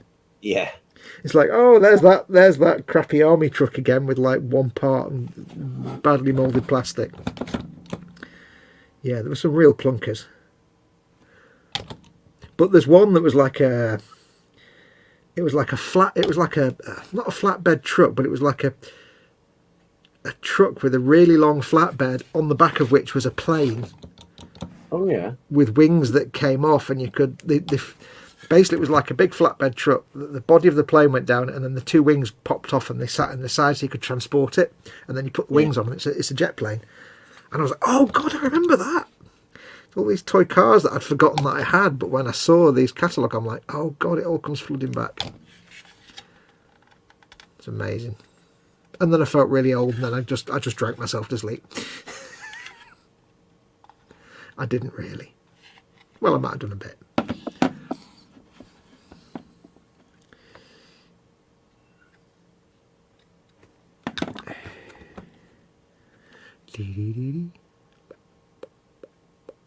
What were your childhood toys then, Dad? But they were all the old corgis, all the metal ones. Oh yeah, Skeletrix. Always with the Skeletrix. Yeah. We never had. Go on. Meccano. Never had Meccano. I always wanted Meccano. I never had it. Model kits from Woolworths. In the bag. In the bags, hanging in on the bags. Oh yeah. Oh yeah, get in. You rip the bag open, pull all the bits off the sprues, stick them all together, brush paint them. Yeah. It's like, get the bag open, get all the bits out. It's always a red arrow. Mm-hmm. It's always a red arrow. It was always a red arrow or a crappy Spitfire. I seem to remember we had little... I don't know what it was, but we had model kits delivered by the milkman or something. Yeah. Like, the milkman would come and have a bottle of milk and a small bag with a kit in it, like a bit of crappy Spitfire of some sort. That's a vague memory. I could be imagining that, of course. William Rayborn reckons when I was a kid, the only thing I had to play with was rocks. Oh. Panzer said Meccano was great. Yeah, I used to love it because you had all the little separate compartments for your nuts, your bolts. And... Steady. Oh, yeah. You like a separate compartment for your nuts, don't you, Dad? Always look after your nuts. Yeah. Yeah, we never had a Skeletrix. My brother did get an Aurora race set. Yeah. Which I think was like an American version type thing. Although, bizarrely, it was James Hunt on the front of the box. Oh, yeah. But it was James Hunt on the front of the box, but it came with a load of like NASCAR-style cars. So I'm not quite sure how that actually worked. I'm pretty sure Aurora was American. It was like a knockoff of Skeletrix. So I'm not really sure how James Hunt figured into... Because they look like the proper, NASCAR-style big saloons with the mesh over the windows and stuff, Yeah. Mm-hmm. All I was interested in, I wanted the cars. I didn't give a crap about the road. I was like, "Can I have the cars, please? You're never going to play with this again, are you? Know? Okay, can I have the cars so I can take the motor out and use them as toy cars? Thank you, bye." And I remember my friend. I swapped a load of, like when you were a kid, you do swaps with your mates for stuff, and I got him to swap me a load of stuff for a couple of his scale electric cars. One was a TR7 and one was a Mini. And I just took all the motors out and they were just toy cars for me because they had working suspension and rubber wheels. I'm like, wow, don't care about scale electric. I just want the cars. White Glove saying his grandfather taught him how to make a wind-up car from an old sewing thread spool, a rubber band, a couple of matchsticks, and a bit of candle wax as well to ease the friction. Why does this sound like a Joe Biden kind of story? Well, Joe, I was, Jack, I used to make these things out of bobbins and thread, and my pa back in Scranton used to tell me how to make them. Yeah.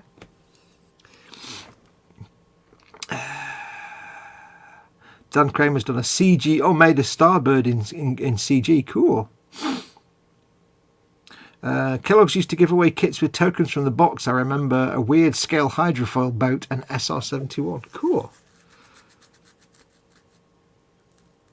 Oh yeah, Dan Kramer said, I've created a CG model of the Starbird with full deck plans because I'm that kind of nerd. You are more than that kind of nerd. Most people don't even remember the Starbird. I wouldn't have remembered it if you hadn't actually mentioned it. And then all the pain of that traumatic day came back. Thanks. What was your scale electric set then, Dad? Oh, I had the one with all the lights around the edge and the crash barriers and figures of 8s with the chicanes. And, chicanes! Yeah. I didn't even know what that word was until I heard about scale electric and I heard the word chicane. But I mean, was it what cars? Was it Formula One or not Formula One? I had a couple of Formula Ones. I had a couple of Minis. Minis were quite the thing at the time, yeah. Took me ages putting it up on Christmas Day, and then no sooner I got it put up, I was told to take it all down because my auntie and the family were coming over for Christmas Day. Oh yeah, and then of course let's not forget you spend all that time putting it together, and the third time your cars come off on the corner at the other end of the room, you're like, yeah, I'm bored now. Yeah, but the kit that I had, the Skeletric I had, you had to put the two pieces together, and then you had little metal clips that you had to push either side to hold the track together. Oh yeah. Oh, it's for a little kid at that time. It was hard work putting the clips on. Oh god, yeah. But that's the thing. So some people were lucky enough to have like a little sister who you'd go and put at the other end of the room and say, right, you're in charge of putting the car back on the track when it falls off at that end.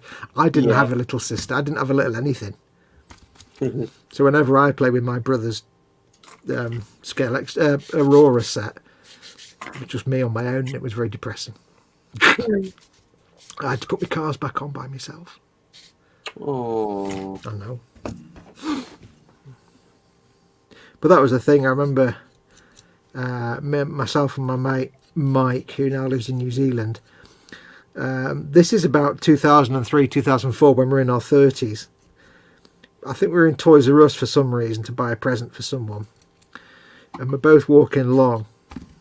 And we walked past the scale extra rack, and we just stood there, and I looked at him and he looked at me, and he phoned his girlfriend and says, I really love you. And she's like, what do you want to buy? So we came home with the scale extra set. Oh god. Which we set up and we played for half an hour until we got bored, and then we never touched it again. But it was the way I looked at him and he looked at me, and we were like, we both knew one of us would be going home with a scale electric at that point. We were in our 30s, you know what I mean? Oh, never give a man a disposable income and access to a children's toy store. It's never going to end well. Especially when some of the toys relate to his childhood.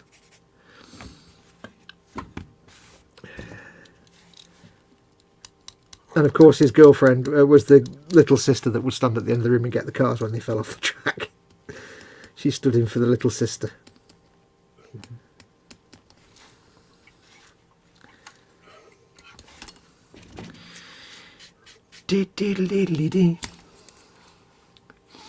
We had a terrible racing set called TCR. Oh, God, I remember TCR. The gimmick was with the click of a switch, the car could change lanes. Just a pity it never really worked. I remember that. Yeah. TCR, yeah.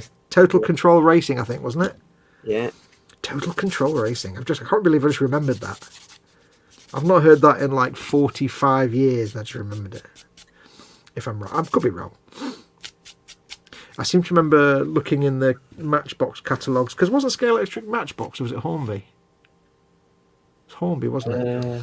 I remember looking in some catalogue and seeing all these Scale Electric sets, and they had like police car Rovers and things, like, you know, 1970s big old Rover police cars, or 1980s, and it was like, oh God, I want them in the police pursuit sets and stuff. Oh, I need all of these. I didn't even have a Scale Electric, but I knew I needed all of them. I never got them. Never got any of them. Yeah, Panzer said that's right. Total Control Racing. I can't believe I just remembered that. I have no reason at all to remember that. Why would I remember that? Good God, Fox, your memory is so rubbish because it remembers all the crap you don't need and all the important stuff never comes out. God.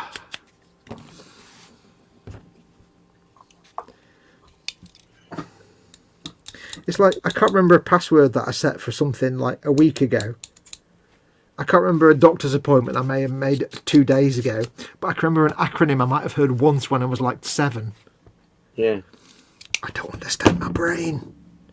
My brain scares me quite regularly.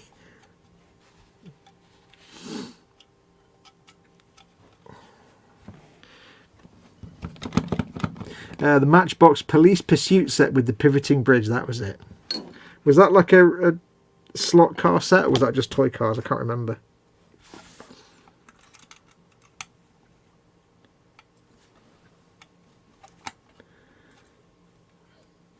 Did you have a favourite toy car? Oh crikey! Yes, it was a police panda car, a Ford Anglia. Ford Anglia. Mm-hmm. Mine was, bizarrely, again, a police car, but it was a Matchbox, but it was massive, and it was an NYPD, blue NYPD 1970s Gran Torino. Wow. But it was like, you could also buy it as a New York taxi cab. No, sorry, Plymouth Grand Fury it was. 1970s Grand Fury. Blue and white NYPD livery, and that was my favourite toy car because it was dead big. I made little blue tack figures to sit in the driver's seat. Oh. I always used to, and then because my dad was a cameraman, I used to, like, when I drove them, I wouldn't move them around like that. I'd actually pretend I was the camera, so I'd put it right against my eye and pretend I was the camera on the bonnet, looking back at the driver's cab, and do those kind of shots that you see in movies and TV where the camera's like, you know, behind the wheel, or it's like on the bonnet looking at the driver. So I'd recreate all the sort of shots you see in movies, and if I did a crash, I'd always do an A-team crash where it goes over and lands on the corner tail light. Because they always do that. Remember, they always do that in the A-team. They go over and then land like that, you see. So I'd always make sure when I was doing a crash with my toy car, you'd never quite see the driver. Because you never did quite see the driver on the telly. I was an idiot. The console in question I mentioned earlier, the Vectrex. Oh, yeah, Vectrex. My friend's got a Vectrex. It's a small Vector console. It's vertical.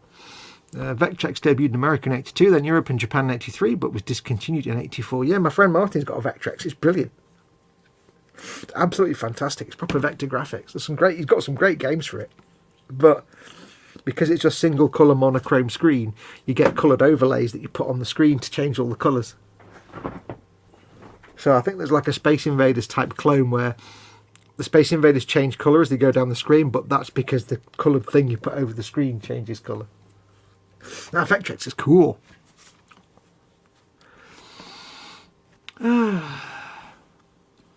Edward Lenner says, I bought a Carrera expensive racing set 15 years ago. It was like $300. The cars were about $60 each, and I ended up with 5 or 6, and you could change lanes and had a lap counter. Cool.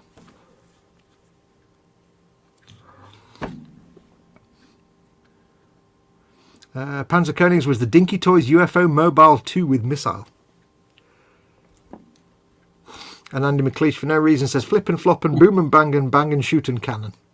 Because of course he does. Because he's Andy. Dan Kramer had a slot car track that had a train track that intersected. It's the only one like that I saw. I had, I think I mentioned this before, but I never had a train set as a kid, really. But I did have sort of a train set. But it was massive. It was like a diesel engine with 2 passenger carriages, but they were like about 1.5 foot long each. Yeah. And the track was like that wide. And it was like it was a big circle, just circle track, and this thing weighed a ton, and I could fit all my little action figures in it. It was great. It was like a big blue and white plastic thing, and I went on another Google adventure and looked it up once. And yeah, it was huge. It was massive. I thought it was great.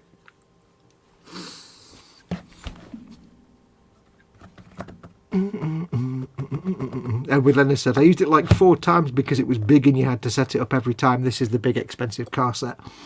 Then you also had to bend over to fix the cars back on the track, so no, lol. Mm-hmm.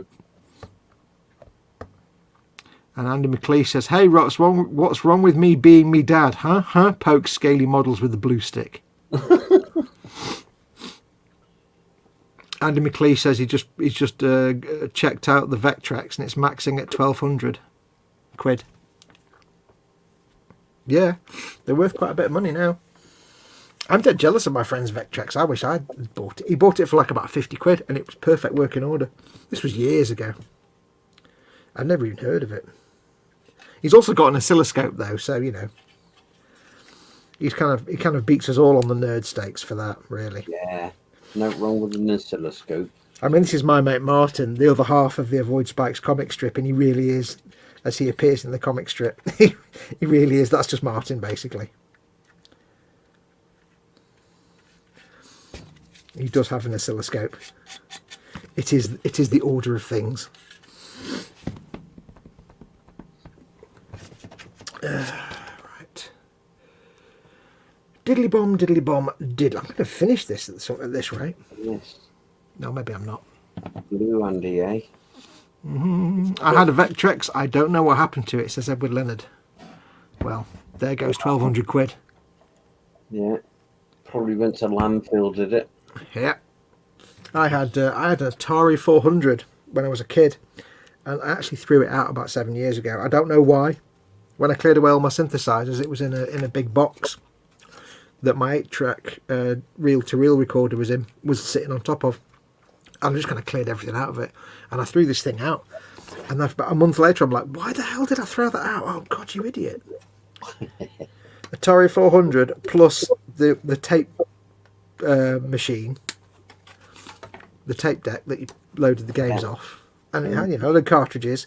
Why did I throw it out? I don't know. Moment of stupidity. All the cables and stuff. Oh well. Andy McLeish said, wait, the very same Martin that has yoiks and gloink on his t-shirts. Yes. The Avoid Spikes was me and my friend Martin, basically. That's why it was credited as Martin and Wolf, because it was me and Martin. They weren't. His character was more accurate to him than the Fox character was to me. The Fox character isn't actually really me, but the Martin character was pretty much my friend Martin. And he did actually have, because I made him some, he did actually have some t-shirts that had little phrases on like that. But yeah.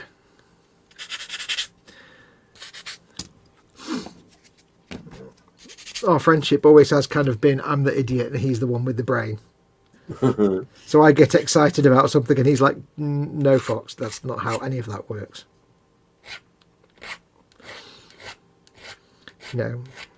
He used to build my websites for me back in the day, and it'd be like, he had to say to me once, I don't just press a button that's like build website and it just happens. It takes a lot of work. I'm like, I don't know. You not just build a flash animation of something? No. Mm-hmm. I'm there saying, how about we get this front menu and it's all animated, it does this, this and this, and he's there going, yeah, great, I've got to do all that, thanks. Bless him. But no, That kind of was how Martin is. He's awesome. My buddy Martin. It's great because he's a dad now, you know, he's got a couple of kids. And of course, his daughter's already got a telescope. So he's setting her off on a good path. Mm-hmm. I'm like, yeah, get him. Go for the science. Make sure she learns all the good, important things like, you know, science and astronomy. He's like, oh, absolutely. Don't glue this in. Don't glue me in. That's interesting. What's that then? Well, you know, like you get like the openy, closey, shutty, open doors on things like tanks, and they usually have like a little peg and a hole that they go into. Yeah. This isn't. It's purely off camera. It's purely a friction fit. It just sits in like that. Yeah, I found that on mine. There's no little peg at the end. It just literally. Have you done one of these? Yeah. Oh, I didn't realise. It's just literally, it just sits in there like that. That's kind of cool. That's a good design, Games Workshop peoples.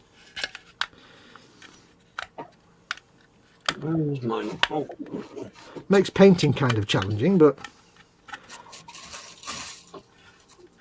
See, I thought you might have made one because it's AdMech, and AdMech's always red, and you like your red. I could be wrong, but I'm pretty sure you have a thing for red. Foxy. Oh, there you go. Oh, yeah, but you've not done the landing craft one, though. You've done the... No. You've done the other one. Yeah. Cool. Yeah, but look at that. It stays in place, but it's just purely... It's not a peg. Yeah. See, they can do clever, good Bandai level designs when they put the mind to it. And then Colin's gone to bed, Archie. He has been in. Hey, Archie. But he's gone to bed now, mate.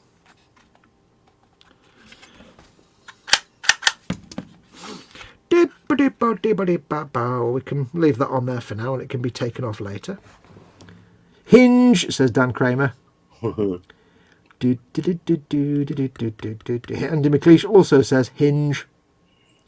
Hinge. Archie says, oh, sorry, Mike. Hi, Mike. Hi, Archie. Yeah, Colin's out of the loop for a while now. He'll pop in occasionally, but he's still recovering, and he's going to be a while before he's back at the bench as normal on streams. I think me and Colin are doing the brunch on Sunday. Oh, you know, really? Mm-hmm. Cool. I think Dave's been on holiday this week, and I think he may have gone to his mum's. So you think he may have what? Gone to his mum's for a few days. Oh, right. Wait, Dad. Is this vehicle really just like empty at the bottom like that? Yeah. That's a bit shit. I take it back about the floppy door on the front. There's no... I know it's a hovercraft, but there's no thing to cover that hole there. No. Well, it's just a bit crap, isn't it? I take it back, Games Workshop, you lazy arses. Yeah. I've never... That's like... Oh, well, I never... That seems rather ridiculous. It's redonkulous. How very dare they? I demand an inquiry. That's a bit cheap. Yeah, Dan Kramer said put some lights under there. No, don't. No.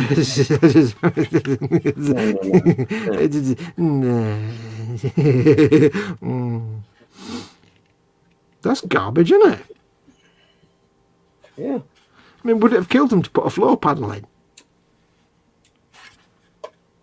Wouldn't take a lot, would it? It's only a little bit of plastic. They wouldn't lose a lot of profit from that. It'd take one bit of plastic. Yeah. Cheap bastards. That just looks shonky, that does. Yeah. It's like, you know, you don't get a big hole in the bottom of a Rhino because you can't see it. No. Yeah. White Glove said they needed to cut down on the weight so it could offer.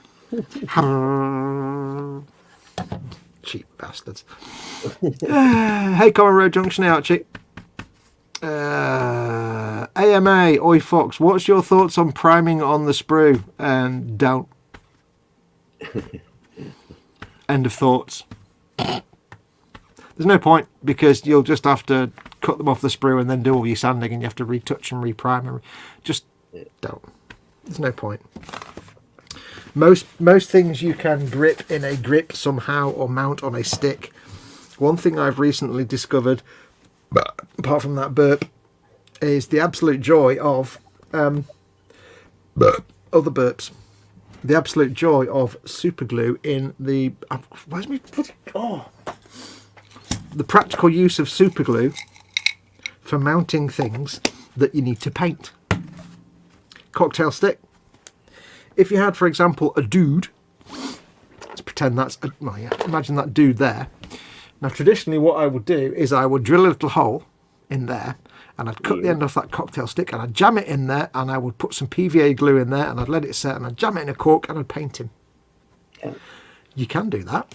Or, what you could do is get yourself a 25mm base and have a tiny touch of super glue, stick him to it, and then you can paint him, and when it comes time to he's finished, you just snap him off. Snap him off. Yep. If it's a little tiny component, you could carefully glue it to the tip of a cocktail stick with a bit of super glue, but only a tiny amount, because you've got to be able to snap it off. So I never thought of that, but, you know, it happens quite a lot. Things that are on clear bases, you can temporarily affix them with a tiny touch. You've just got to make sure you've got a tiny amount of super glue, but there's no reason to paint on the sprue, because you're just going to end up removing half the paint. Because imagine you, say, got like a complicated thing like a tank track, and you paint it on the sprue. You've then got to get it off the sprue. You've painted it, you've got to get it off the sprue, so that's all the nubs you've got to clean up. But then you've got all the mould lines that you couldn't get rid of because it was on the sprue. So you've now got to sand all them, but you've already painted it. There's no point. Just don't paint on the sprue. Not unless it's all beautifully undergated, which never happens really. No. In the perfect world it would. Paul Di Tommaso's in, says Games Workshop has some bad business practices. They don't give a flying F about the customer. Yeah, it's true sometimes. Given it's a Games Workshop model, it would cost another £20. Fox, time for some creative gizmology. Nah, I don't think so. It's not a model I'm invested in that much, to be honest. To go, I've got other stuff I need to be getting on with, so I might do before I paint it, but not right at the minute. Edward Leonard says, I used to fly remote control helicopters. You have to be better off than me. You would do okay, then crash, then spend $1 bazillion to fix it. I had gas electric ones. I don't know why I wanted to blow money.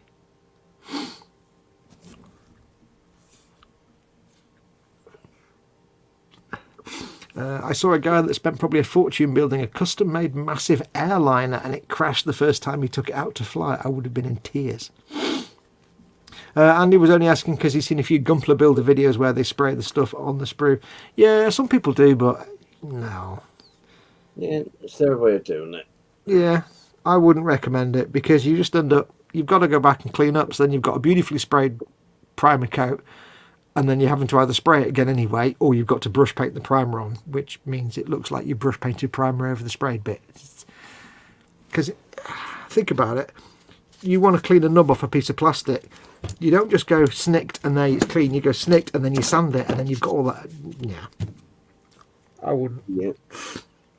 And then factor in as well, you paint all these bits on the sprue, and then you put them together, and you've got a dirty grey seam line. How are you going to fix it? Yeah. Exactly. How are you going to fix it? If it's a Gunpla, maybe not, but if it's something like this, yeah, you see, you've got to think ahead. You wouldn't be able to fix any mould lines or seam lines. So, yeah, I wouldn't bother. Gunpla's a bit different because they kind of go together quite nicely, so you can sort of get away with it. But glue kits, there's no point. Edward says, "Fuck handle." And Andy says, which reminds me, when are you going to do some more Gunpla, Fox? When the mojo takes me, dude. I've got such a backlog of things I need to do.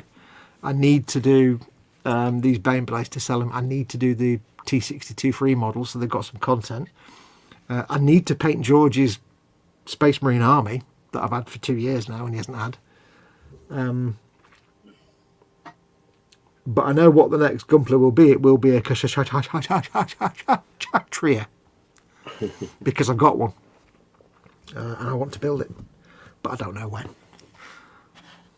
But I've got to be in the mood because I got burnt out on Gunpla because Gunpla sucked the pleasure. The pleasure of building Gunpla was sucked out of it a bit for me, having to paint them. Because it wasn't just build it, paint it. It was build it, but then panic because I can't paint this bit yet because I've got to make this bit move and that bit has to. It got too stressful. I can't use these products because of the plastic and yeah. I'd have to go back to weathering without using anything that I use for weathering right now, which is kind of not great. So we shall see one day, but I don't know. I'm not lost to the Warhammer, to answer down. It's just I'm enjoying being able to use any weathering products. I'm enjoying being able to just build it and paint it, not have to lose sleep at night thinking how am I going to paint this bit if I need access to that bit to build this other bit later on. It's a bit nonsense. Nonsense! I tell you, nonsense. That guy goes on there. It just became no longer fun, basically. Gunpla. Yeah, it becomes work. Well, it wasn't so much that. It's just this guy doesn't fit at all. Oh, yes, he does. It just stopped being fun because it was towards the end. I realised I could just build them into a fixed pose, and that resolved a lot of the problems. But then it's still, I've got to make sure it's a glue that worked on that plastic, and then I can't use enamel weathering products or washes that much. I've got to be really careful. And when you're trying to do weathering, but you've got to be conscious that the weathering might make the whole thing explode, it kind of stopped being fun. See you, Chunks off. See you, buddy. Sisters for lunch. Ooh, we need to know all about the lunch when you come back. Yeah. All the filthy little details. All of them. Every single detail. Every single one.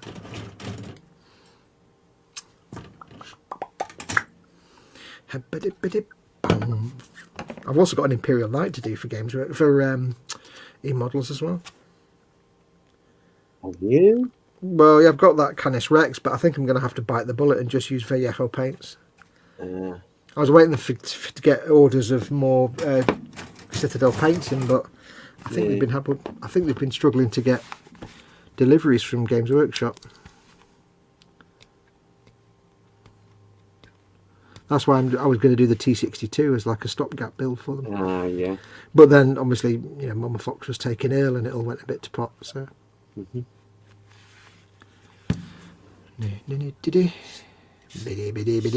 Chunks going to a Barbie.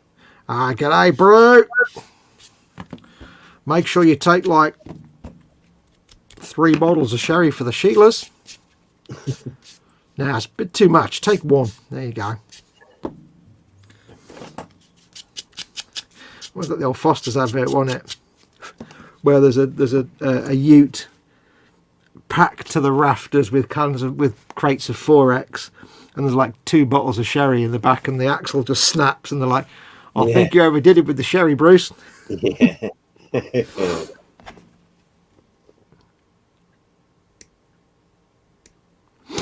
I saw an advert the other day on Facebook for I don't know if it was for Toyota Land Cruisers, but it was something like that.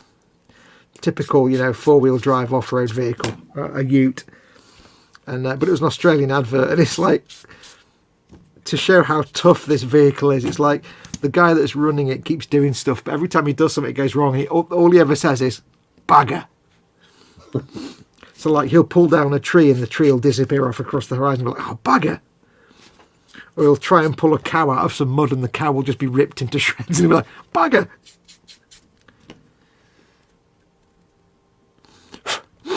It's quite funny, but you have to kind of watch it. Chunks said no one in Australia drinks Foster's. Yeah, I know. It's shit. I know. I've known this truth for some time. Yeah. It's like Blue Nun wine. If you go to Germany and ask them what Blue Nun wine is, like, I don't know, I've never heard of it. Yeah, nobody over here drinks Foster's because it's shit, but it's the truth. Back in the 70s and 80s, it was an exotic foreign beer, but no, it's just crap. Foster's over here is brewed over here as well. It's brewed up in Reading, I think. Yeah.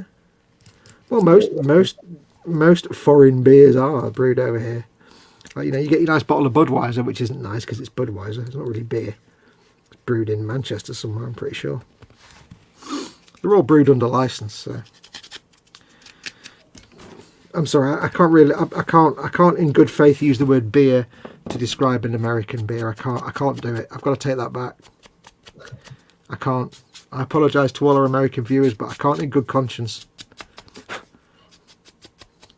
use the word beer to describe,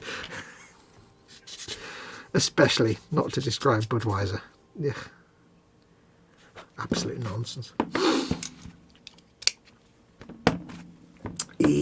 Right, this needs to go on there, but also it needs to fit the little man in the little hole, you see, like that, you see? Yes. Hello, little man. Oh, pinging. So that needs to go on there. Cool, so that can go anywhere I want. Like that, you see? I shall magically have the hatch hovering open like a tin lid. See, in reality it should go all the way back, but I don't think in reality applies to Warhammer 40k. Really.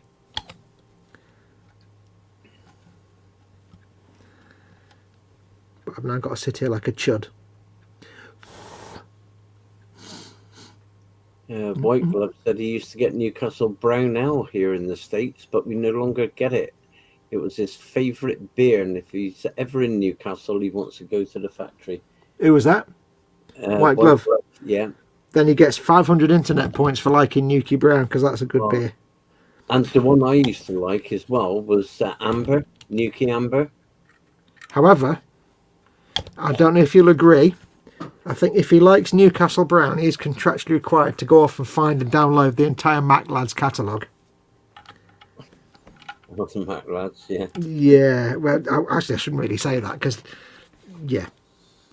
Actually, I don't do that.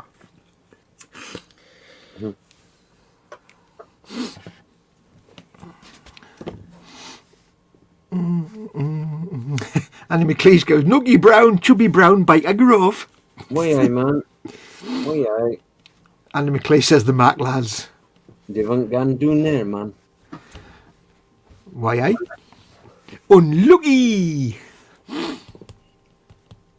Sapporo beer from Japan is brewed in Canada for Canada, says Retro. Yeah, a lot of times when you buy a foreign beer, it's usually brewed in your country under license. Most times it's not imported because that'd be way too expensive. It's just beer. Andy McLeish for some reason says, oi with the pinging and the flinging and the schmidt. Paul Di Tommaso says Canadian beer is better than American stuff. Rainwater is better than American stuff, let's be honest. Andy McLeish recommends Asahi beer. I don't like fizzy lager, but Japanese fizzy lager is really nice. Asahi's really nice. Sapporo's nice. And then like Chinese beers. Tsingtao is really nice. Cobra, when you go for your curry. Cobra's a good beer. Edward says, Fox, you have a bazillion microbreweries here that make awesome American beer that's most likely 9 to 12% alcohol that tastes great. Okay. But they're like microbreweries, so they can apply quality. It's a bit like tiny individual pubs are quite good, but chain pubs are bland and lifeless. So I'm sure they're a nice microbrew beers. But the big business beers, yeah. I mean, don't get me wrong, most British lager's crap as well. So most of our fizzy lager rubbish is just rubbish. As far as I'm concerned, if it's not ale, it's not beer. Or Japanese. Don't judge American beer by Budweiser. Well, there's also Michelob. Oh. And Corona. Oh. It's not good. What are more American beers, Dad? Ooh. Pabst. Oh. No. I don't know because I don't drink American beer. I don't drink it, you know. I judge them by all big label beers. Let's have a look. Qingdao is lovely, says Andy. It is. Qingdao. King Chow. I can't remember the exact specific pronunciation, but I do like Chinese pronunciations. Newcastle Brown Ale should only be ever drunk from bottles, canned and draft, and never tasted right. Absolutely, it should be in a bottle. Andy McLeish, Army Painter are releasing their own contrast paints to combat Games Workshop, and apparently it looks good. I've seen a few things that are like contrast paints come out.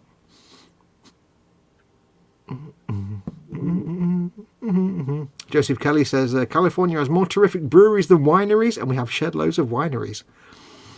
Joseph Kelly gets extra points for saying shed loads, especially if you're an American, Joseph. You get extra points because Americans don't know the phrase shed loads, so I like that.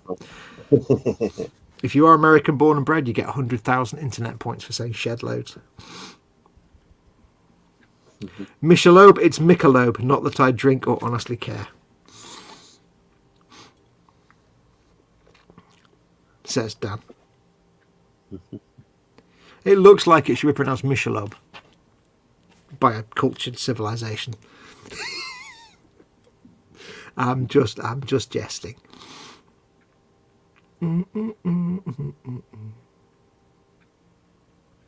I really want a bottle of Dunham Milk Stout right now.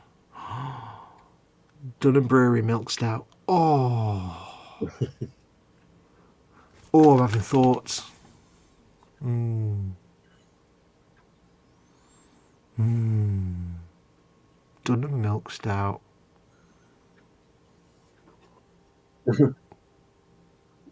Your daydreaming.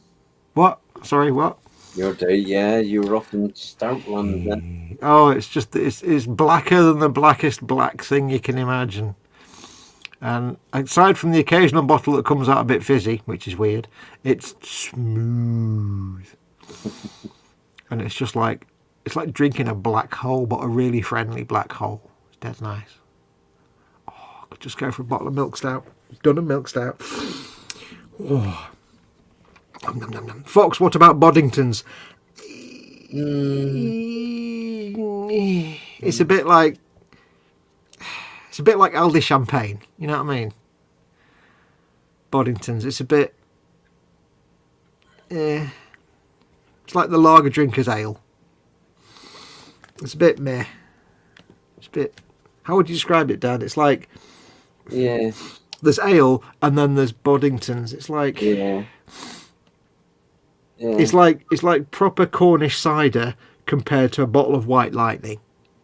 Yeah. Yeah, it's not. Yeah. It's all right. If you're in a pub and they've only got fizzy lager crap and Boddingtons, then I'll drink it. But I won't be happy about it. Dan Kramer says, it does. I'm just saying, you get on us when we say something wrong. Absolutely. Do. And he's gone. Panzer Snow. We've done the Boddingtons. And does Panzer saying, does it come with the flake? Terrapin has a nice chocolate coffee milk stout. I just read that one out, but I think I'd already fallen out, hadn't I? I think so. I was lost in beer thoughts. I was just saying that I remembered having a beer once that was a Belgian beer, but it contained chocolate nibs. I've no idea what chocolate nibs are, but they were very nice. Cocoa nibs. They're very nice. Anyway, actually, I could be wrong. Isn't Michelob Canadian? Or is it American? It sounds like a French word, doesn't it? So. Do. Well, it's coming up to 2:30, mate. Is it? Blimey, Riley. So I think we're gonna Yes. knock it on the head. I've done bugger all. Well, I've done a bit of dry brushing and a bit. You've done much more than me. I've glued a railing on and a ladder, and I put that into a place. I didn't actually glue it. I just went. Thump. It just went there, didn't it? But I went like that professionally. It was like, just like on a video. Fantastic. So, out of the 17 people that still remain, I'd like to thank you all very kindly for your thumbs ups. Yes. When I mock the Americans, I mock it with love. Yeah. I do it from the heart. It's banter. Yeah, I expect you to mock us just as much. Exactly. Mm-hmm. So, on that note, we should say bye-bye until the brunch on Sunday. Yep. Oh, don't forget, everybody, of course, this is Colin's channel. Yep. So please remember to like and subscribe. If you're not a patron or a channel member, do consider becoming a patron or a channel member. Patreon.com/Festa67's workshop, or click the join button underneath any one of the videos. Becoming a member or a patron gives you access to the 24/7 live Zoom hangout. Yes. Amongst other things. So do consider becoming an patron and member. I think everybody in chat is anyway. Yeah, we're going to have to add your name to that bottom one now, aren't we? That banner that's going across. Oh, yeah. Because your patrons are also entitled. Yeah, we forgot about that. So We forgot about that. But yeah, so thanks everyone. Yes, thank you for watching. When are you back, Dad? Sunday dinner time, doing the brunch with Colin. With Colin? I think so. Are you going to get him for the whole 2 hours? I don't know. I think so. I do think so, because he did say I'll come in and do the brunch with you. Cool. He's away, so He might be doing it from his Lady of Leisure lying down lounge. yeah, oh yeah. But that's good because you can get some work done. Let him do all the chat dollying. So Yeah. He's good at that. just need to say, by the way, my stab wound no longer hurts, but that little bit of skin down the side of my thumbnail is it's like a fracture. Oh, Really hurting. right. We'll get you into A&E. Yeah, I've got a hangnail. Right. Good night, everyone. Yep, take care, everyone. Big hugs. If you don't see a Sunday brunch, see you for Fox's stream. Yep, I'll be back at Sunday on 3 o'clock. I might be around tomorrow, but I don't know yet. Depends if it can be bothered. Well, today, I mean tomorrow. Today, now, in a few hours. Shut up. Adios, amoebas. Night. Bye.